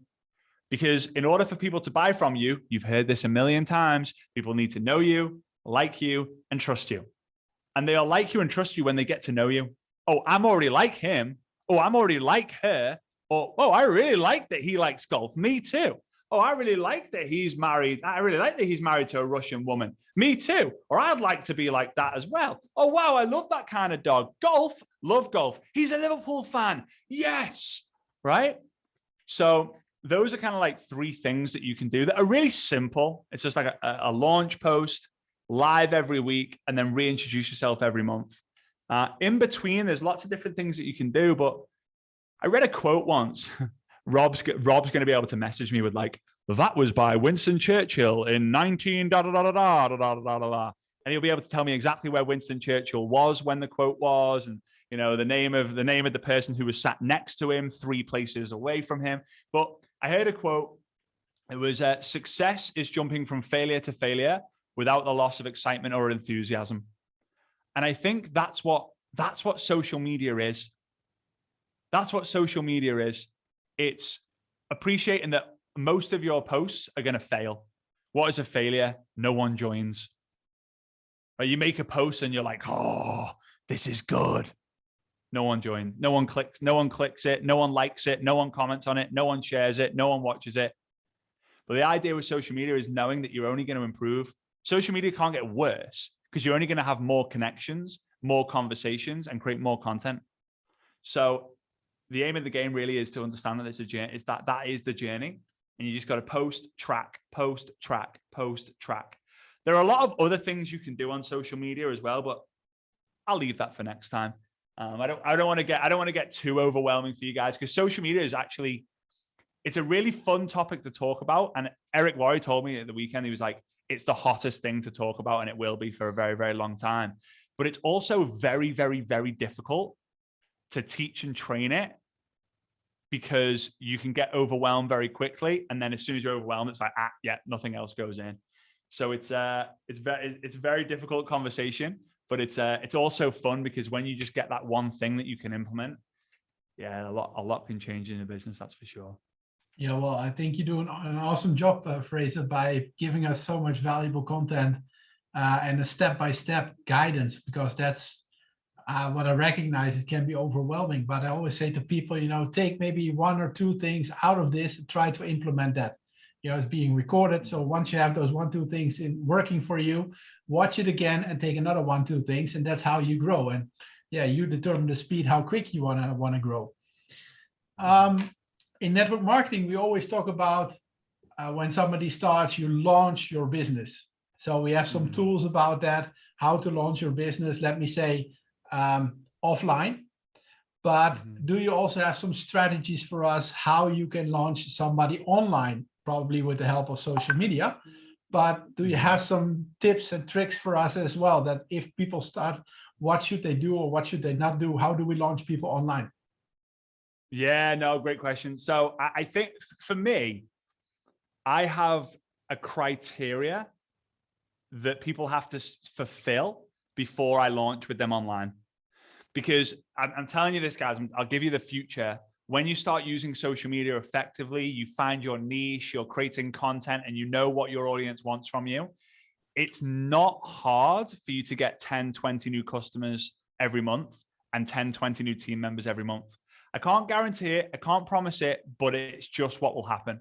I know people who recruit 300, 400 people every single month into their business, and they're not reaching out to any of them. They just come into them because it's just, they've been around it a long time. on social media. So here's the criteria. People have to show me that they've contacted the people who they already know before I will launch with them on social media.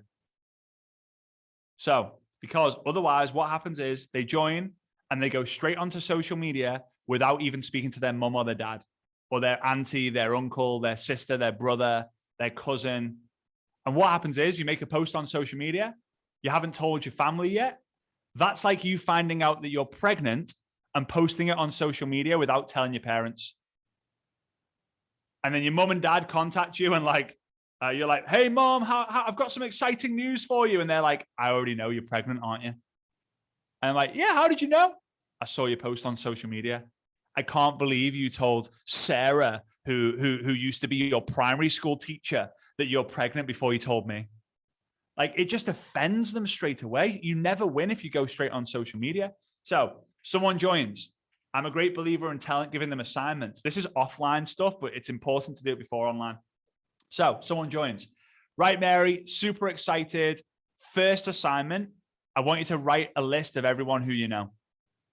Now, here's the key. This is the key. And so many people don't do this. And it's just magical when you see it work. The average person completes this assignment in 24 hours. Do you want to be above average or below average? That's it.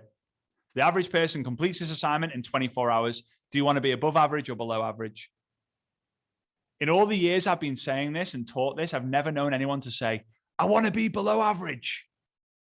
Like, no. It's like, I want to be above average. Let's do it. Let's go. Right? Okay. You want to be above average? Let's do it. Now, I've not said, write your list in 24 hours. I don't want to be the boss. I've said the average person does it in 24 hours. You want to be above average or below average. 3 types of people. First type of person ignores the next call. That's it, by the way. I'm not giving them a 37-page getting started guide. I'm not giving them a 482-page manual for them to get started. Literally one step. Do it, I'll work with you. Don't do it, I won't work with you. There's a really good quote. It was my dad who I first heard it from. I actually don't know who said it. Might have been my dad first. I don't know. Probably wasn't, but it was 25 years ago. He said, focus everywhere creates momentum nowhere. That's what he said. Focus everywhere creates momentum nowhere. And it was so true, because if you don't identify, and Jim Rohn says identification, I know it's Jim Rohn, identification is the first step for duplication, right? So you need to identify the person you're going to pour into. If you try pour into everyone, talking about the burnout conversation that Rob was talking about, if you try and pour into everyone, you're going to have nothing to pour in. You're going to have nothing left for you to pour, right?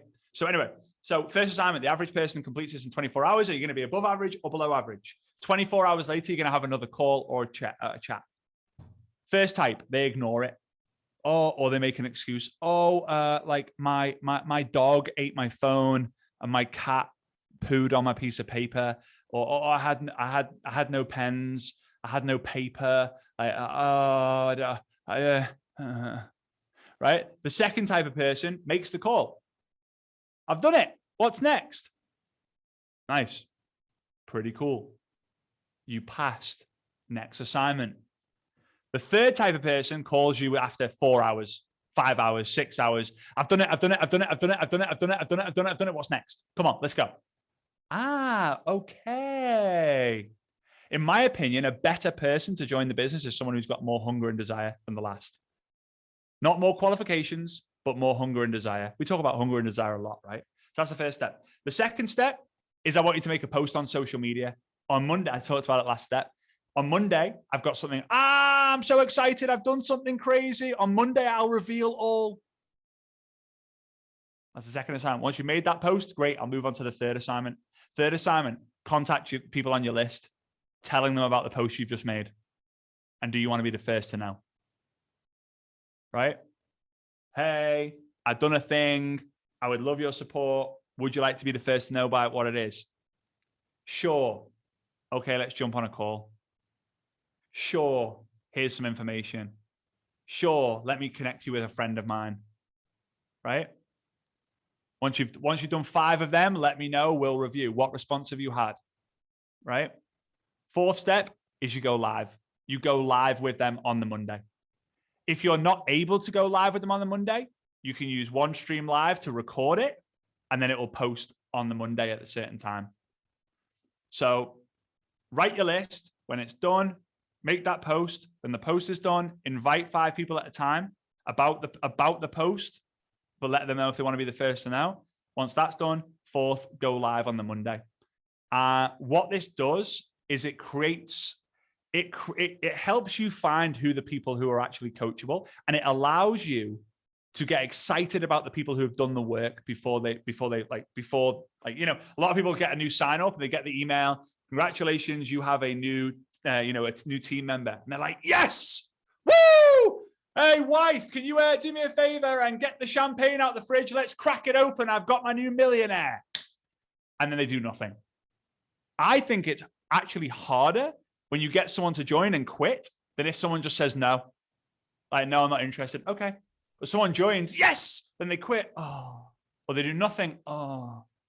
So you start getting excited. In English, we have this saying, you don't count your chickens until they hatch. Right? Maybe, I don't know if it's something that you guys can relate to with that saying. But that is the launch, that is like the perfect launch process. And the funny thing is, it's pretty much what we do offline anyway. Write a list, contact people, present. This is just write a list, make a post, contact people, present. But it's just done on social media.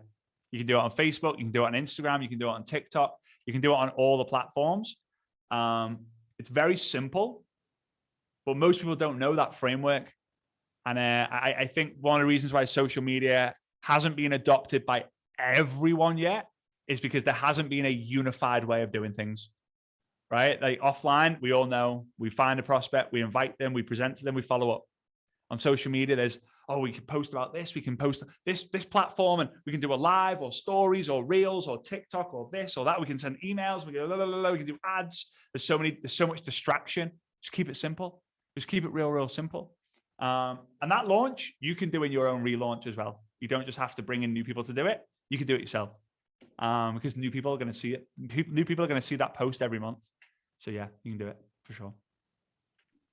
Yeah, fantastic, Frazer. Really fantastic. And I think, yeah, we are running here out of time. So that means we have only a few minutes. As I said at the beginning, we have 2 sessions. The next session is 10th of May as well with Frazer and with Rob. So then we discuss some other topics.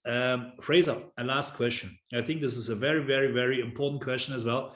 How to transition someone from a stranger to a friend, from a friend to a customer, or a team member. So that means at the end of the day, we spend some time on social media, we make relationships, we make friendships, but how we can do that so that we can grow our business.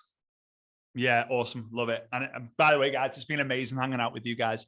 I know it's 2 hours of your time, and I really do appreciate that. And Rob was just amazing before as well. And I know there's one thing in here that's going to help you grow and take things to the next level. So here we go. In my opinion, there are 2 things that everyone needs to do in network marketing, whether it's online or offline. It doesn't really matter, but I'll share with you my online version of this. It's grow your list every day, and it's invite someone every day. That's very simple, but that's all we need to do. If you don't grow your list every day, a feeling of desperation will set in. Like, I've only got 7 contacts left. I've only got 6, 5, 4. Please join. I'll pay for you to join. Like, no. So grow your list every day, and you need to invite every day. If you don't invite, you won't win. So here's how it works. On social media, the goal is to turn a stranger into a friend, friend into family. Well, we take the word family, shorten it, and it's the word fam, right? Fam, F-A-M. And fam, F-A-M, stands for find, add, message, right? Find, add, message. We find someone on social media, we add them, and we message them, right? We find someone, we add them, we message them. How do you find someone? Facebook groups. What groups? What are your interests? If you love golf, golf groups. If you love travel, travel groups. If you love health, health groups. If you love science, science groups. If you love fashion, fashion groups. If you love the Oscars, Oscars groups. If you liked goat yoga groups. Like literally anything, groups. Instagram, hashtags, hashtag goat yoga, hashtag golf swing, hashtag Oprah Winfrey, Hashtag Donald Trump. I don't know why I said Donald Trump. Hashtag Eric Worre. Hashtag health. Hashtag. You can find anything on everything.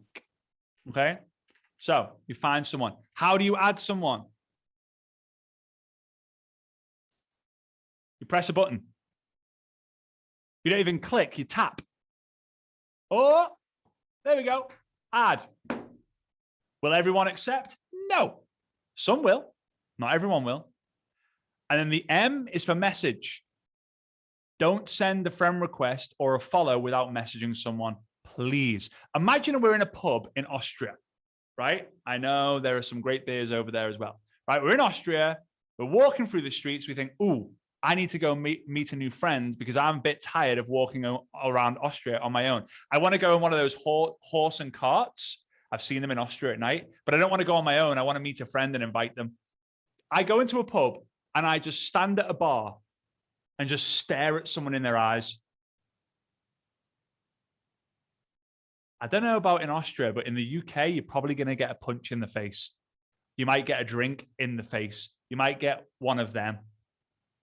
That's like you adding someone and not messaging them. But instead, I go up to someone. Their name's Christian. Hey, Christian, saw you were drinking alone here. Can I join you? Christian might say, yeah, sure. You might be like, yeah, sure, but you're buying. He might say, it's been a bad day. Just leave me alone. Or he might say, get lost. Right? I know this Christian that we know won't say that, but I'm using his name for example. Okay? He'd be like, yeah, sure. You're buying. Right? I'm kidding. Right? So we need, there's three things that first message needs to include. Number one, be personal. Don't just say, hi, dear. Hello there. Hi. No. Hey, Christian. Hey, Dina. Hey, Wanda. Hey, Astrid. Hey, Yoli. Hey, Yorik. Yorik. I think I'm saying it right. I might be saying it wrong. Hey, Stefan. Right? Hey, Jose. Hey, Tanya. Right? I'm being personal. If I say, hey, you're like, ooh. So be personal. Let them know how you found them. So important. I love that post you made in the yoga group. I love that post you made in the travel Vietnam group. I love that post you made with your Chanel handbag. I love that car you were driving in that post you made on Instagram. The third thing is you got to ask a question. And the question is something along the lines of, do you mind me asking what hotel that you stayed at?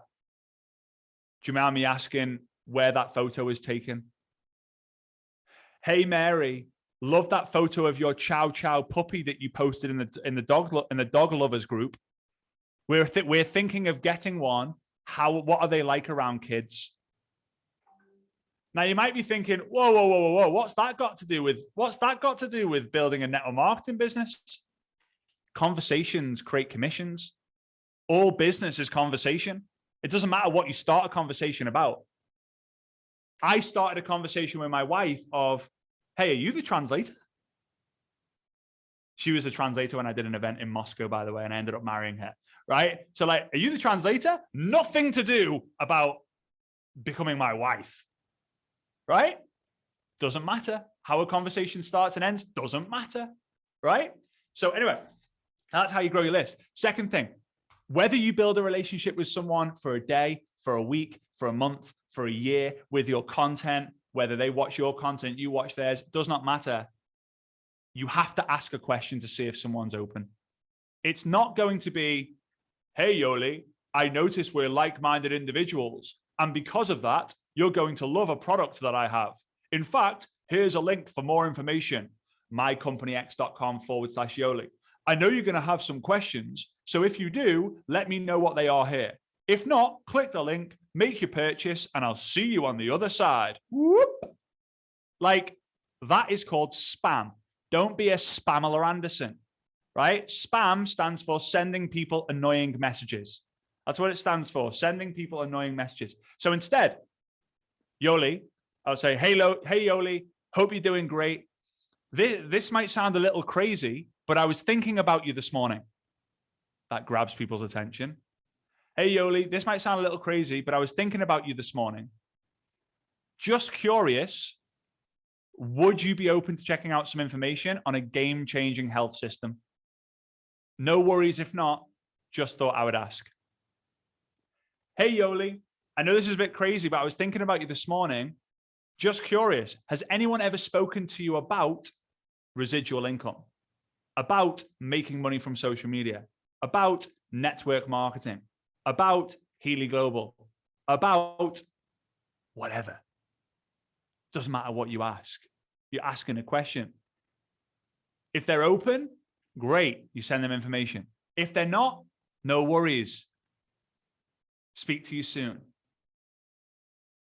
And that's all you have to do, because if someone says yes, they're open, it doesn't matter if they say yes to the information or not, they're going to join eventually because they're curious. Something's got their attention. So then you have to follow up, follow up, follow up. So find that message to grow your list and then ask the question to see if someone's open. That's how you invite on social media now.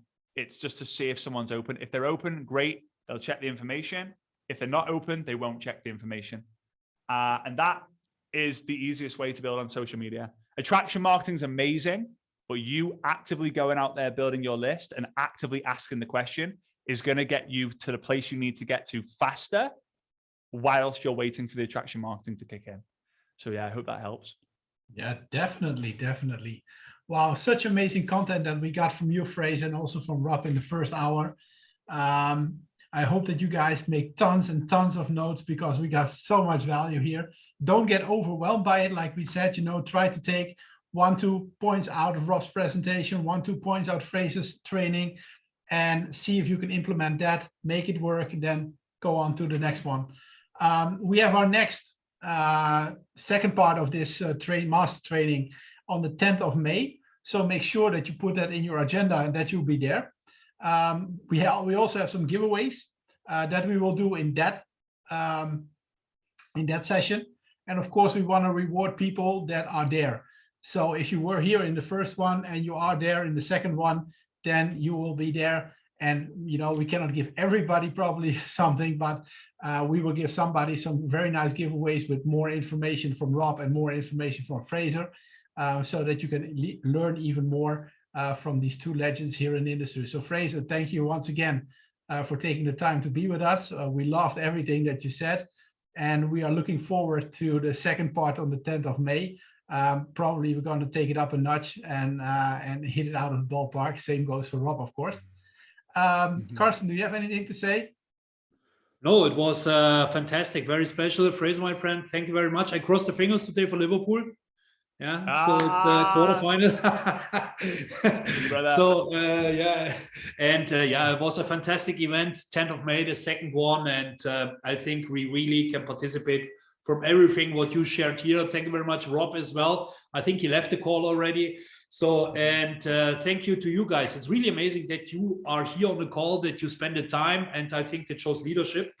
Yeah, what I have learned in this industry 20 years ago, that you should participate in nearly everything where you can get knowledge. So that makes you stronger, that grows you, that brings you to the level in this industry. And I don't know how to say it in English. Maybe Christian, you can say it. Wissen schadet nur dem, der es nicht hat. Knowledge only damages the person who doesn't have it. Yeah, so that's why it's very important to be on the calls. Yeah, Frazer? It sounds better in German. It sounded very cool in German. Yeah, and as I said, it was a fantastic call. Thank you very much, Frazer, as well to you. Have a nice evening in Dubai. See you maybe in a couple of days for a round of golf. And thank you very much, everyone. And have a great evening. Thank you very much. Bye-bye. Thanks, guys. Bye-bye. Thank you. Faster than any virus. Fear. Now, when it comes to fear, you can either forget everything and run. I said, or you can face everything and rise. I believe.